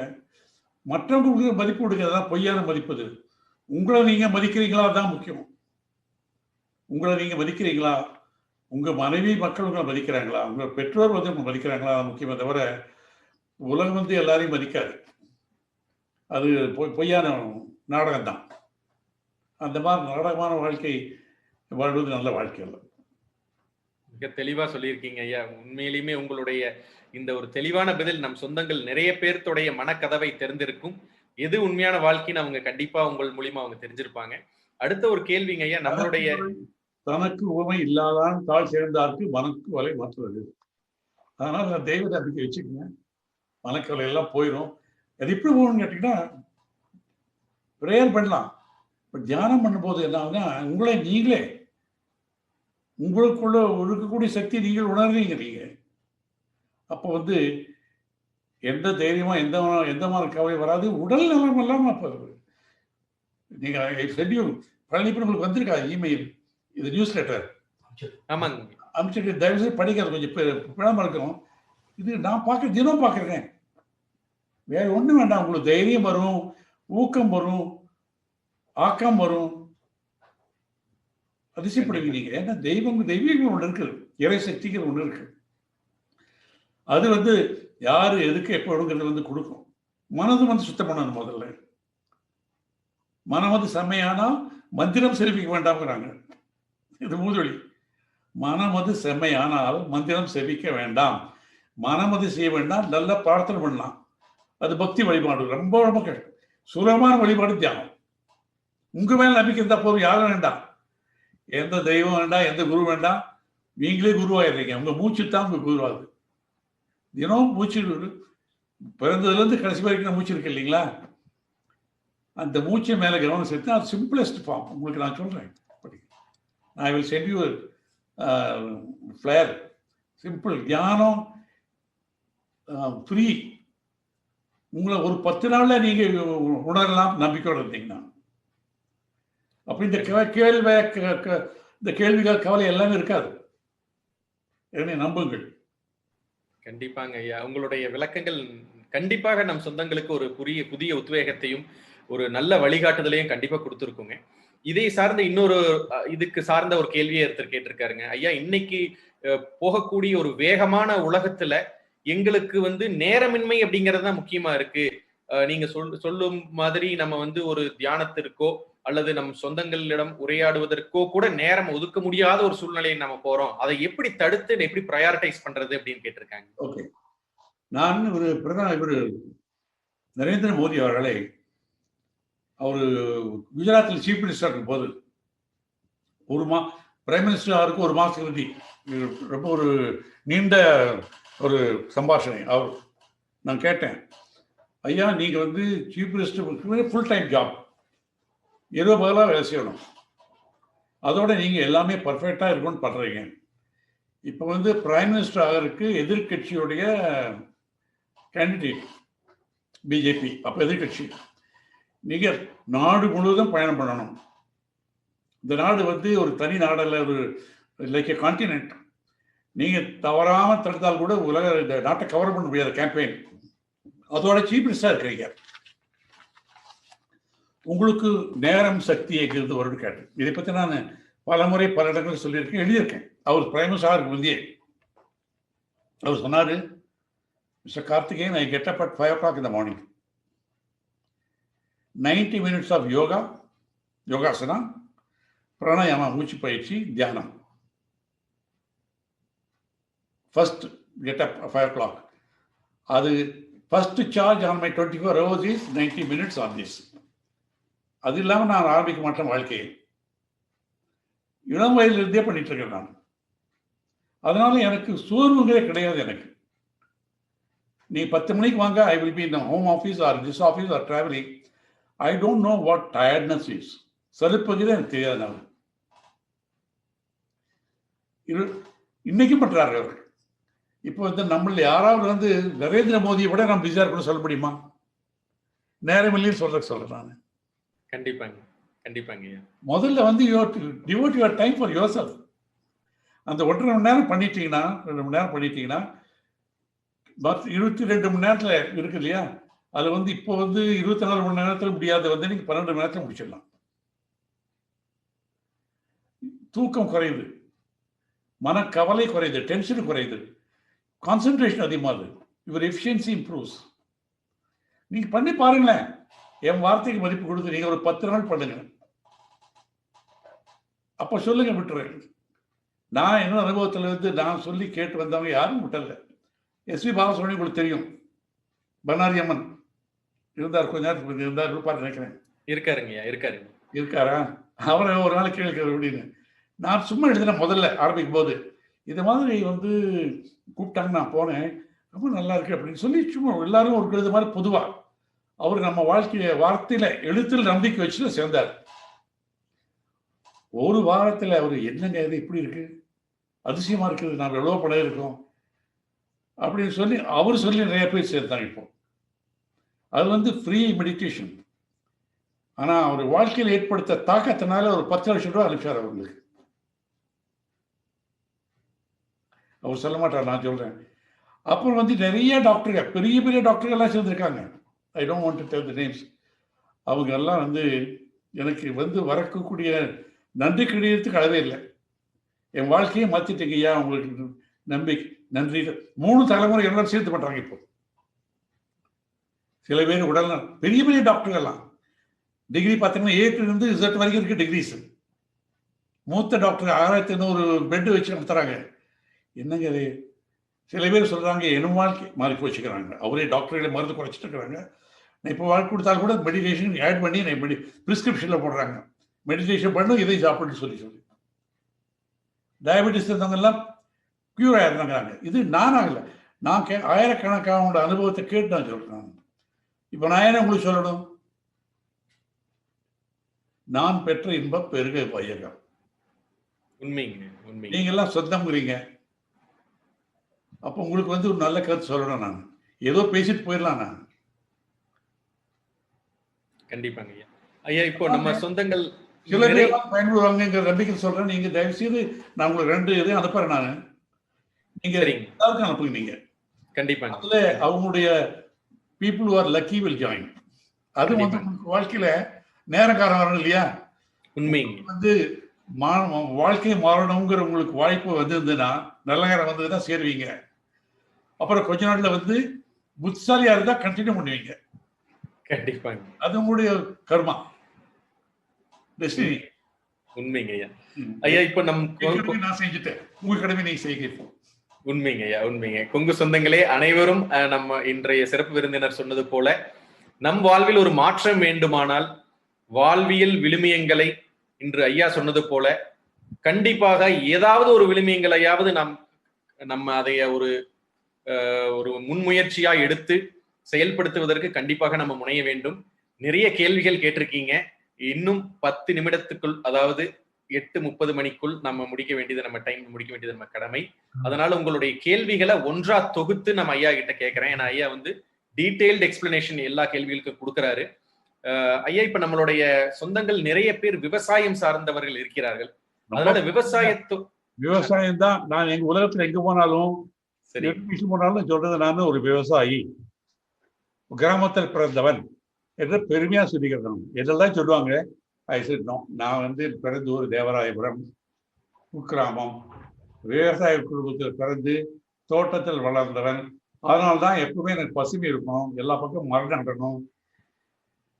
மரம் நடுறது வந்து அடுத்த என்வாயன்மெண்ட் லெக்சர் வந்து save environment to save planet எர்த்னு எழுதிட்டு இருக்கேன். இப்போ உலகத்தை நீ காப்பாற்றணும், அழிவிலிருந்து காப்பாற்றணும்னா நீங்க நிறைய மரம் வளர்க்கணும், காடு வளர்க்கணும். இந்த அதான் சொன்ன அனிமல் அக்ரிகல்ச்சர் அதை பத்தி எழுதுறேன். படிச்சு பாருங்க. சயின்ஸ் சொல்றது இருக்கணும். ஏன்னா இல்லைன்னா நாமெல்லாம் கஷ்டப்படுறோம், சொத்து சேர்த்துறோம், ஃபேக்டரி கட்டுறாங்க, பங்களா கட்டுறீங்க, நீங்க வெளிநாட்டுல எல்லாம் படிக்க வைக்கிறீங்க. இப்ப இருக்கிற நிலைமையில இன்னும் ஒரு தலைமுறைக்கு அப்புறம் வாழ்றது கஷ்டம். நீங்க படிச்சு பாருங்க. இதெல்லாம் சயின்டிபிக் பேசிஸ் சொல்றேன் நான். 100 ஆண்டுகளுக்கு பின்பு நம்ம சந்தையில் வந்து வாழ்றது கஷ்டம். இப்படியே போறான். அதனால திடுத்து நிறுத்த முடியும். இப்போ கூட ஓரளவு நாம வெளிப்படைந்தால், எல்லோரும் வெளிப்படைந்தால் அந்த அழிவிலிருந்து, இந்த உலகத்தை அழிவிலிருந்து காப்பாற்ற முடியும். இல்லைன்னா 100 ஆண்டுகளுக்கு பின்பு வரக்கூடிய சந்தேகங்கள் வாழ்வது கஷ்டம். அதை பத்தி எல்லாம் பேசினா அது ஒரு 1.5 மணி நேரம் ஆயிரம் வேண்டாம். கண்டிப்பாங்க. அதனால கிராமத்திலிருந்து வந்தா பெருமைப்படுங்க. கிராமத்திலிருந்து கிராமம் தான் உலகத்தை. இன்னைக்கு நான் விவசாயத்து இஷ்யூ நிறைய எடுத்து கவர்மெண்ட்டுக்கு போறேன். நான் வாஜ்பாயோட பேசியிருக்கேன், இந்திரா சோனியா காந்தியோட பேசியிருக்கேன், மன்மோகன் சிங்கோட பேசியிருக்கேன். இப்பவும் வந்து இப்போ அக்டோபர் 2ஆம் தேதி வந்து பூர்வீகத்தில் கிராமத்து பக்கத்தில் வந்து வனம் இந்தியான்னு சொல்லி ஒருத்தர் ரொம்ப நல்லா பண்ணிட்டு இருக்காங்க. அவரை கூப்பிடணும். எனக்கு பேசுங்க. ஸ்கை சுந்தரராஜன் சொல்லி ஒரு தொழில் அதிபர் வந்து வனம் இந்தியா அப்படின்னா நிறைய மரம் நட்டணும்னு சொல்லி அருமையா ஆரம்பிச்சிருக்காரு பல இடத்துல. அவர் வந்து ஐயா உங்க நினைவா உங்க பாராட்டி உங்க தோட்டத்தில் நான் மரம் நட போறேன்னு ஆரம்பிச்சாரு. சரி ஏன்னு பூமி பரம்பரையா வந்து போய் ஒரு 4 ஏக்கர் 2500 மரம் நட்டிருக்காரு இப்போ போன வருஷம். அதுபோக நான் முதல்ல இருந்து எங்க போனாலும் மரம் வந்து தெரியும். கிட்டத்தட்ட 1 லட்சம் மரங்கள் வந்து என்னோட பேரில் விளங்கு எல்லா பக்கமும். அதுவும் இவரு நண்பர் டாக்டர் இவரு அப்துல் கலாம் சொல்லுவார் 5 மரம் நடக்குன்னு சொல்லுவார். வேதத்தில் வந்து 1 மரம் நடக்குன்னு சொல்றாங்க. நான் வந்து கிட்டத்தட்ட 1,00,000 மரங்களுக்கு ஆரம்பிச்சிருக்கேன். ஒவ்வொருத்தரும் மரம் வெட்டாதீங்க. மரம் நட முடியாட்டியும் பரவாயில்ல, மரத்தை வெட்டாதீங்க. ஏன்னா அதுதான் நம்மளுடைய பாதி இல்லாம வந்து அங்கதான் நுரையீரல். இங்க பாதிதான் எங்கிட்ட இருக்கு. பாதி நுரையீரல் இந்த மரங்கள் இருக்கு. நான் வெளியிடுற கரிமல வாயு அதுதான் ஆக்சிஜன் பண்ணி அனுப்பி எனக்கு. மரம் இல்லைன்னா மரம் இல்லை, மனிதர் இல்லை. மரம் இல்லைன்னா மழை இல்லை. அதனால கிராமங்கள் தான் இன்னைக்கும் பகத்காந்த் சொன்ன மாதிரி பாரதம் வந்து எங்கே வாழுதுன்னா கிராமங்கள் தான் வாழும். விவசாயிகள் தான் நாட்டின் முதுகெலும்பு. ஒதுக்கப்பட்டார்கள், அதனால கஷ்டப்பட்டிருக்கோம். பட் இப்போ வந்து எல்லாருக்கும் அறிவுடை வந்திருக்கு அவங்க அரசாங்கத்தில்.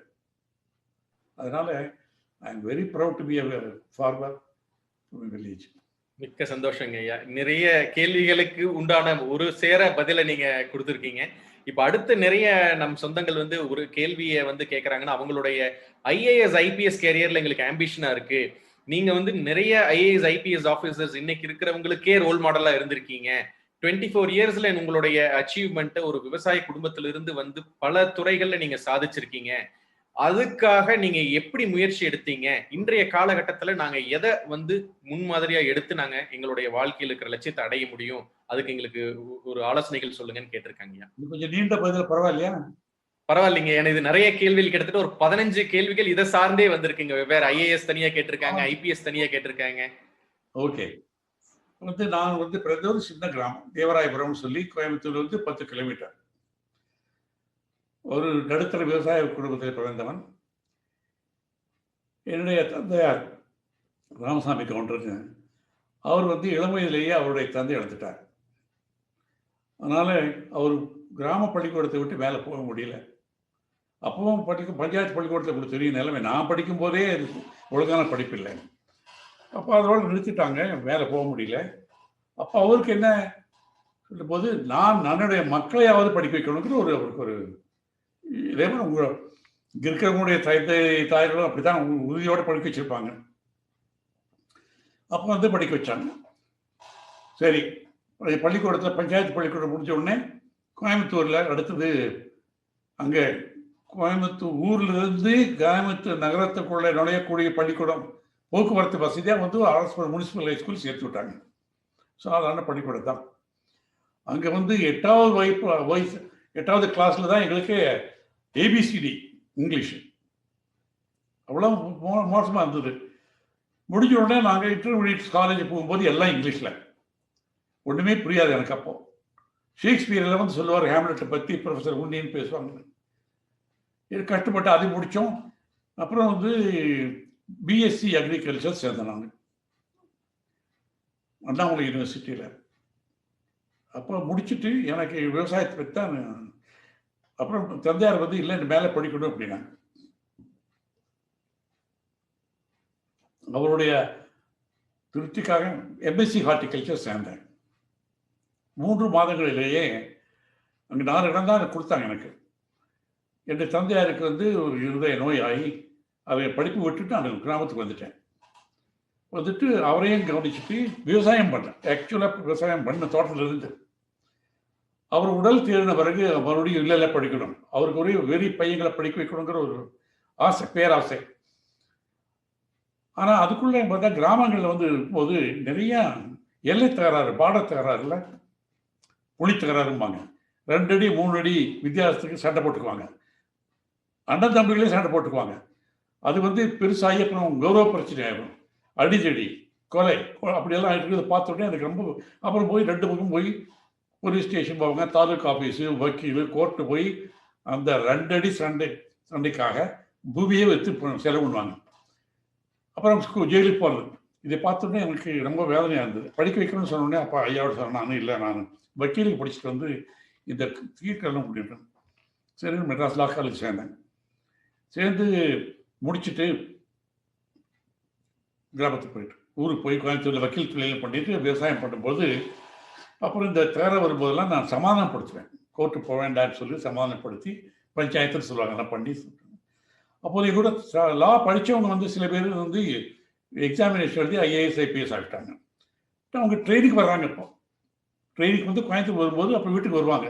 அதாவது எங்கள் ஐயா கூட சொன்னாங்க, ஐயா கார்த்திகேயன் கெட்டிக்காரன் படித்த எழுதுறான பாஸ் பண்ணி சொன்னாங்க. எனக்கு மனம் இல்லை. அவருக்கு கிராமத்தில் உங்களுக்கு தெரியும், அப்போவே அந்த காலத்திலேயே விவசாய குடும்பம், அதிகாரி. அப்போ அவருக்கு ஒரு மகனை அதிகாரியாக பார்க்கணுங்கிற ஒரு ஆசை. அதனால் அவருடைய பலவந்தத்தினாலே அவர் மரியாதை. அப்போ அந்த காலத்துலலாம் அப்பா அம்மா சொல்ல கேட்போம் இல்லைங்களா? அதனால சரி நான் அப்ளிகேட் போட்டேன். UPSC union public service exams போட்டு ஒரு அரை மனதோடு எழுதினேன்.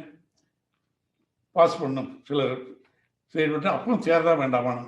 இப்போ சுப்பிரமணியம்லாம் இருப்பாங்க, அவங்கெல்லாம் எல்லாரையும் நீ சேர்த்துருங்க, ட்ரைனிங் நல்லாயிருக்கும், விருப்பம் இல்லைன்னா எப்போ வேணாலும் வக்கீல் தொழில் இருக்குது, போர்டு மாற்றிக்கலாம் அப்படின்னு. சரிடா, தந்தையாருடைய வற்புறுத்தலுக்காகவே சேர்ந்தது நான். சேர்ந்து அப்பதான் ஐபிஎஸ் நான் சேர்ந்தது. அங்கே வந்து நாங்கள் எல்லாரும் வந்து பெரிய படிப்புள்ள குடும்பத்தை சேர்ந்தவங்க, நிறைய படிச்சிருக்காங்க. முதல்ல அவங்க அப்பா அம்மா எல்லாம் இங்கிலீஷ் படித்து மேல் படிப்பு வந்தவங்க. அது போட்டி காம்படிட்டிவ் எக்ஸாமினேஷன் டஃப். இப்படி அதுலேயும் நான் பாஸ் பண்ணதுனால சேர்ந்து இட்ஸ் எ லாங் ஸ்டோரி வெட்டு கூட்டம். பட் ஒன்று எதுக்கு எப்படி இது வர முடிச்சுன்னா, அந்த கிராமத்துலேருந்து வந்த விவசாயத்துக்கு வந்த ஒரு வேல்யூஸ், நேர்மையாக இருக்கணும், கஷ்டப்படணும், யாருக்கும் வணங்கக்கூடாது, நேர்மையாக இருக்கணுங்க. அந்த உறுதி வந்ததுனால தான் எத்தனையோ ஈடுபாடுகள் வந்தாலும் கூட நான் என்னுடைய ரெப்புடேஷன் வந்து குறைக்காம எல்லாரும் மதித்தாங்க, மரியாதையோடு இருந்தாங்கன்னு சொன்னால் நம்புனாங்க. நான் கேட்க வேண்டாம், யாரையும் கேட்காத பெரிய பெரிய பொறுப்பெல்லாம் கொடுத்தாங்க. இப்படி ஆச்சு. இப்போ அன்னைக்கு நான் நாக்பூர் போயிருந்தேன். போகும்போது தெரிஞ்சு வந்து அங்கே ஒரு லேடி ஐபிஎஸ் ஆஃபீஸர் அவங்க வந்து என்னை பார்த்தாங்க. பார்த்துட்டு, ஐயா நான் வந்து என்னோட ஊர் வந்து தேவராபுரம், அந்த பொண்ணு வந்து நான் திறமனூர் பக்கத்து ஊர், எனக்கு தெரியாது. நான் பள்ளிக்கூடத்தில் படிச்சுட்டு இருக்கும்போது வந்து அம்மா சொல்லுவாங்க, நிறைய பேப்பரில் வருவங்களை பற்றி எங்கள் அம்மா தாயார் சொல்லுவாங்க, இந்த மாதிரி அந்த மாதிரி கார்த்திகேயன் மாதிரி நீ ஏன் ஐபிஎஸ் ஆகக்கூடாதுன்னு சொல்லுவாங்க. அதை வச்சுட்டு மனித குறிக்கோளாக படித்து நான் ஐபிஎஸ் ஆகிறது சார்னு சொல்லிச்சு அந்த பொண்ணு. தென் கோர்ஸ் அது அங்கே நாக்பூர் வந்து இப்போ சிபிஐ வந்து சேர்ந்துருக்கிறது. இந்த மாதிரி பலர் வந்து ஊக்கத்தில் சேர்ந்துருக்காங்க. பண்ணலாம். நான் வந்து எந்த விதமான அனுகூலமும் இல்லை எனக்கு. அப்போ அப்படி இருக்கும்போது நீங்கள் எல்லாம் நல்லா படிப்பு படிக்கக்கூடிய வசதியோடு இருக்கீங்க, உங்கள் தாய் தந்தைகள்லாம் படிச்சிருக்காங்க. நான் வந்து இந்து பேப்பர் வாங்கி படிக்கிறது ஹெட்லைன்ஸ் மட்டும்தான். அப்போ புரியாது ஒன்றும், அப்போ தான் வாங்க ஆரம்பித்தோம். அதனால முயன்றால் முடியாதது ஒன்று இல்லை. ஆனால் ஐஏஎஸ் ஐபிஎஸ் தான் ஆடுங்களுக்கு கிடையாது, எல்லா வகையிலையுமே பண்ணலாம். ஆனால் சிறந்த முறையில் போய் நேர்மையாக வாழ்ந்து உங்கள் தகுதியின் அடிப்படையில் இருங்க, நேர்மையாக பாருங்க. எந்த தொழில் இருந்தாலும் செய்யும் தொழிலே தெய்வம். தேர் நத்திங் கால்டு இன்ஃபீரியர் கிடையாது, எல்லாம் ஒன்றும் சொல்லுவாங்க. ஒரு பழமொழி ஒன்று அந்த இதில், அதாவது அங்கே தெருப்பேரிக்கு இருக்காங்க இல்லையா, வாஷிங்டன் நியூயார்க்கில், அவங்க கூட இப்படி மைக்கேல் ஆஞ்சலோ எப்படி அவங்களோட பெயிண்டிங் எல்லாம் பண்ணாரு, அவ்வளோ சிரத்தையாக பண்ணக்கூடிய இருந்தேன்னா அவனையும் மதிக்கணும்னு அப்படி சொல்லுவாங்க அப்ரஹாம் லிங்கன். அது மாதிரி எந்த தொழில் இருந்தாலும் நீ நேர்மையாக சிறந்து செஞ்சீங்கன்னா அந்த திருப்தி இருக்கும் உங்களுக்கு. இதுதான் ஆனது, தப்பு இல்லை. குறிக்கோள் கட்டுப்படணும். கண்டிப்பாங்க ஐயா. படிச்சு வந்து பேருக்கு வந்தவர்கள் கொள்கையில தவறாமல் இருக்கும். அதான் டாக்டர் அப்துல் கலாம் சொல்வேன் நான், ஐயா நீங்க தான் பெரிய விஞ்ஞானின்னு சொல்றேன். எனக்கு ரொம்ப வேண்டியவரை வீட்டுக்கு வருவாங்க, சொல்ல முடியாது. ஆனா நீங்க வந்து உங்களுடைய நேர்மைக்காக நாட்டு பற்றுக்காக தான் உங்களுக்கு மரியாதையை தவிர, உங்களோட பெரிய விஞ்ஞானிகளே இருக்காங்க, அப்பவே அவர்களோட சொல்லுவேன். அதனால எப்படி வாழ்கிறீர்களோ இப்படித்தான் இருக்கிறத தவிர இப்படித்தான் வாழணும், எந்த தொழிலும் செய்யலாங்க. மிக்க தெளிவான ஒரு பதில் கொடுத்திருக்கீங்க ஐயா. நம்மளுடைய சொந்தங்களுக்கு, படிக்கிற குழந்தைகளுக்கும் நிறைய அவர்கள் தெளிவுபட்டிருப்பார்கள் என்று கண்டிப்பாக நம்புகிறேன். சொந்தங்களே, உங்களுடைய கேள்விகள் நிறைய வந்து கொண்டே இருக்கின்றன. நான் அதை வந்து தொகுத்து ஐயா கிட்ட அனுப்பிச்சிட்டு உங்களுடைய நம்பரையும் உங்களுடைய இமெயில் ஐடியும் எனக்கு ஷேர் பண்ணுங்க. டெஃபினட்டா நான் உங்களுக்கு ஐயா கிட்ட அதுக்குண்டான பதிலை வாங்கி உங்களுக்கு அனுப்புறேன். ஏன்னா நிறைய கேள்விகள் நம் சொந்தங்கள் பல நாடுகளில் இருந்து, இப்போ பாத்தீங்கன்னா மிட் நைட்டா இருக்கிற சூழ்நிலையிலையும் நிறைய சொந்தங்கள் வெளிநாட்டில் இருந்து நம்மளோட இணைஞ்சிருக்காங்க ஐயாவுடைய கேள்விகள் மற்றும் அவர்களுடைய தெளிவான ஒரு விளக்கங்களை பெறுவதற்காக. நம் சொந்தங்கள் இன்று ஐயாவுடைய வாழ்வியல் விழுமியங்கள் பற்றி, ஒரு மனிதர் எவ்வாறு வாழ வேண்டும், எப்படியெல்லாம் சிரமம் வந்தாலும் எப்படி நாம் அதைய ஓவர் கம் பண்ணி அதைய முயற்சி எடுத்து வெற்றி பெற வேண்டும் என்று ஐயா மிக தெளிவா நம்மளுக்கு எல்லாம் சொல்லியிருக்காங்க. இந்த ஒரு திருநாள் நமக்கு ஐயா கூட டைரக்டா அவர் கூட பேசுவதற்கும் அவருடைய எண்ணங்களை நம் வாழ்வில் பிரதிபலிப்பதற்கும் ஒரு அமைந்ததற்கு கேபிஎன் குழுமத்தின் சார்பாகவும் நம் அனைத்து கொங்கு சொந்தங்களின் சார்பாகவும் இன்று நம்முடன் இணைந்து அவருடைய நேரத்தை நம் சொந்தங்களுக்காக செலவிட்டு இருக்கும் இன்றைய சிறப்பு விருந்தினர் ஐயா டாக்டர் டிஆர் கார்த்திகேயன் அவர்களை நம் சொந்தங்களின் சார்பாகவும் கேபிஎன் சார்பாகவும் மனமார்ந்த நன்றியையும், எங்களுக்கு இந்த ஒரு வாய்ப்பை அளித்ததற்கு, உங்களுடன் உரையாடுவதற்கு இன்று ஒரு வாய்ப்பை ஏற்படுத்தி கொடுத்ததற்கும் மிக்க நன்றியை சொல்லி, உங்களுக்கு வந்து இந்த நன்றிங்கிறது ஒரு வார்த்தை வந்து மற்றும் பத்தாதுங்க ஐயா. வாழ்க்கையில எப்படியெல்லாம் முன்னேறணும், எப்படியெல்லாம் சாதிக்கணும்னு நிறைய நண்பர்கள், நிறைய சொந்தங்கள் உத்வேகத்துடன் இருந்து இன்றைய உங்களுடைய சிறப்பு காணொளியை கண்டிப்பாக பார்த்து நிறைய ஃபீட்பேக் கொடுத்துருக்காங்க. வாட்ஸ்அப்லையும் சேட் விண்டோலையும் இந்த மாதிரி எங்களுக்கு ஒரு வாய்ப்பை ஏற்படுத்தி கொடுத்ததற்கு கேபிஎன் சார்பாகவும் உங்களுக்கும் நிறைய நன்றிகளை தெரிவிச்சிருக்காங்க ஐயா. அதெல்லாம் நான் உங்களுக்கு இமெயில்ல ஷேர் பண்றேங்க ஐயா. இந்த மாதிரி ஒரு அனுபவத்தை எங்களுக்கு ஏற்படுத்தி கொடுத்ததற்கு உங்களுக்கு பல கோடி நன்றிகளை தெரிவித்துக் கொள்கின்றோம். கண்டிப்பாக கேபிஎன் குழுமத்திற்கும் நம் கொங்கு சொந்தங்களுக்கும் உங்களுடைய வழிகாட்டுதலும் உங்களுடைய ஆலோசனைகளும் என்றென்றும் எங்களுக்கு தேவை என்று கூறி இன்று எங்களுடன் இணைந்திருக்கும் இன்றைய சிறப்பு விருந்தினருக்கு மீண்டும் ஒரு முறை நன்றி கூறி கொள்கிறேன் ஐயா. நன்றி. வணக்கம். வணக்கம் ஐயா. தொழில் மற்றும் வணிகம் செய்யும் கொங்கு வேளாள கவுண்டர் சொந்தங்களை இணைக்கும் பாலமாக கேபிஎன் குளோபல் என்ற டெலிகிராம் குரூப் செயல்பட்டு வருகிறது. 39 நாடுகளைச் சேர்ந்த 3585 கொங்கு வேளாள கவுண்டர் சொந்தங்கள் அதில் ஒரே குடும்பமாக தொழில் விவரங்களையும் தொழில் வாய்ப்புகளையும் அவர்களுக்குள் பரிமாறிக்கொண்டு உள்ளார்கள்.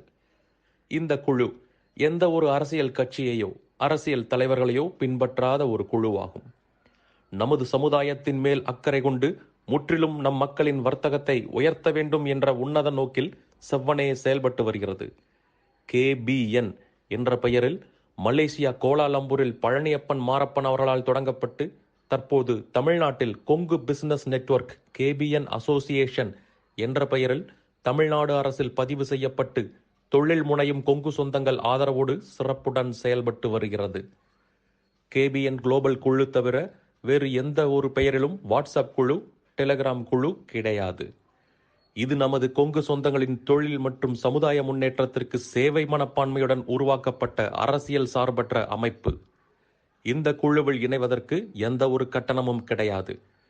ஒரு சிலர் கேபிஎன் பெயரை பயன்படுத்தி சந்தா வசூலித்து சுய லாபத்துக்காக குழுக்களை அமைத்துக் கொண்டிருக்கின்றனர். அவ்வாறு செயல்படும் குழுவுக்கும் நமக்கும் எந்த தொடர்பும் கிடையாது. 100 விழுக்காடு தொழில் சம்பந்தப்பட்ட பதிவுகள் மட்டுமே, அதுவும் இலவசமாக, எந்த ஒரு சந்தாவும் இல்லாமல் நம் சொந்தங்கள் அனைவரும் முன்னேற வேண்டும் என்ற உயரிய எண்ணத்தில் பதிவுகளை அனுமதிக்கும் ஓர் உலகளாவிய வர்த்தக குழு. நம் தொழில் அபிவிருத்திக்கு ஏற்ற ஓர் உபயோகமுள்ள ஒரே குழு கேபிஎன் குளோபல் டெலிகிராம் குழு. சொந்தங்களுக்கு இது குறித்து சந்தேகங்கள் இருந்தால் +60 13299144 +6 0 13 2999144 என்ற அலைபேசி எண்ணில் வாட்ஸ்அப் குறுஞ்செய்தி அனுப்பலாம். நன்றிகளுடன் மலேசியா பழனியப்பன் மாரப்பன் அவர்கள் சார்பாக செழியன் குமாரசாமி. நீங்கள் நமது கொங்கு சொந்தங்கள் வாழ்வில் முன்னேற வேண்டும் என்று விரும்பினால் இந்த தகவலை உங்கள் சொந்தங்களுடன் பகிர்ந்து மகிழ்ந்திட அன்புடன் வேண்டுகிறேன். கேபிஎன் குளோபல் டெலிகிராம் குழுவில் இணைந்து உங்கள் தொழில் வணிக உறவுகளை விரிவுபடுத்தி வளம் பெற வாழ்த்துகிறேன். வணக்கம்.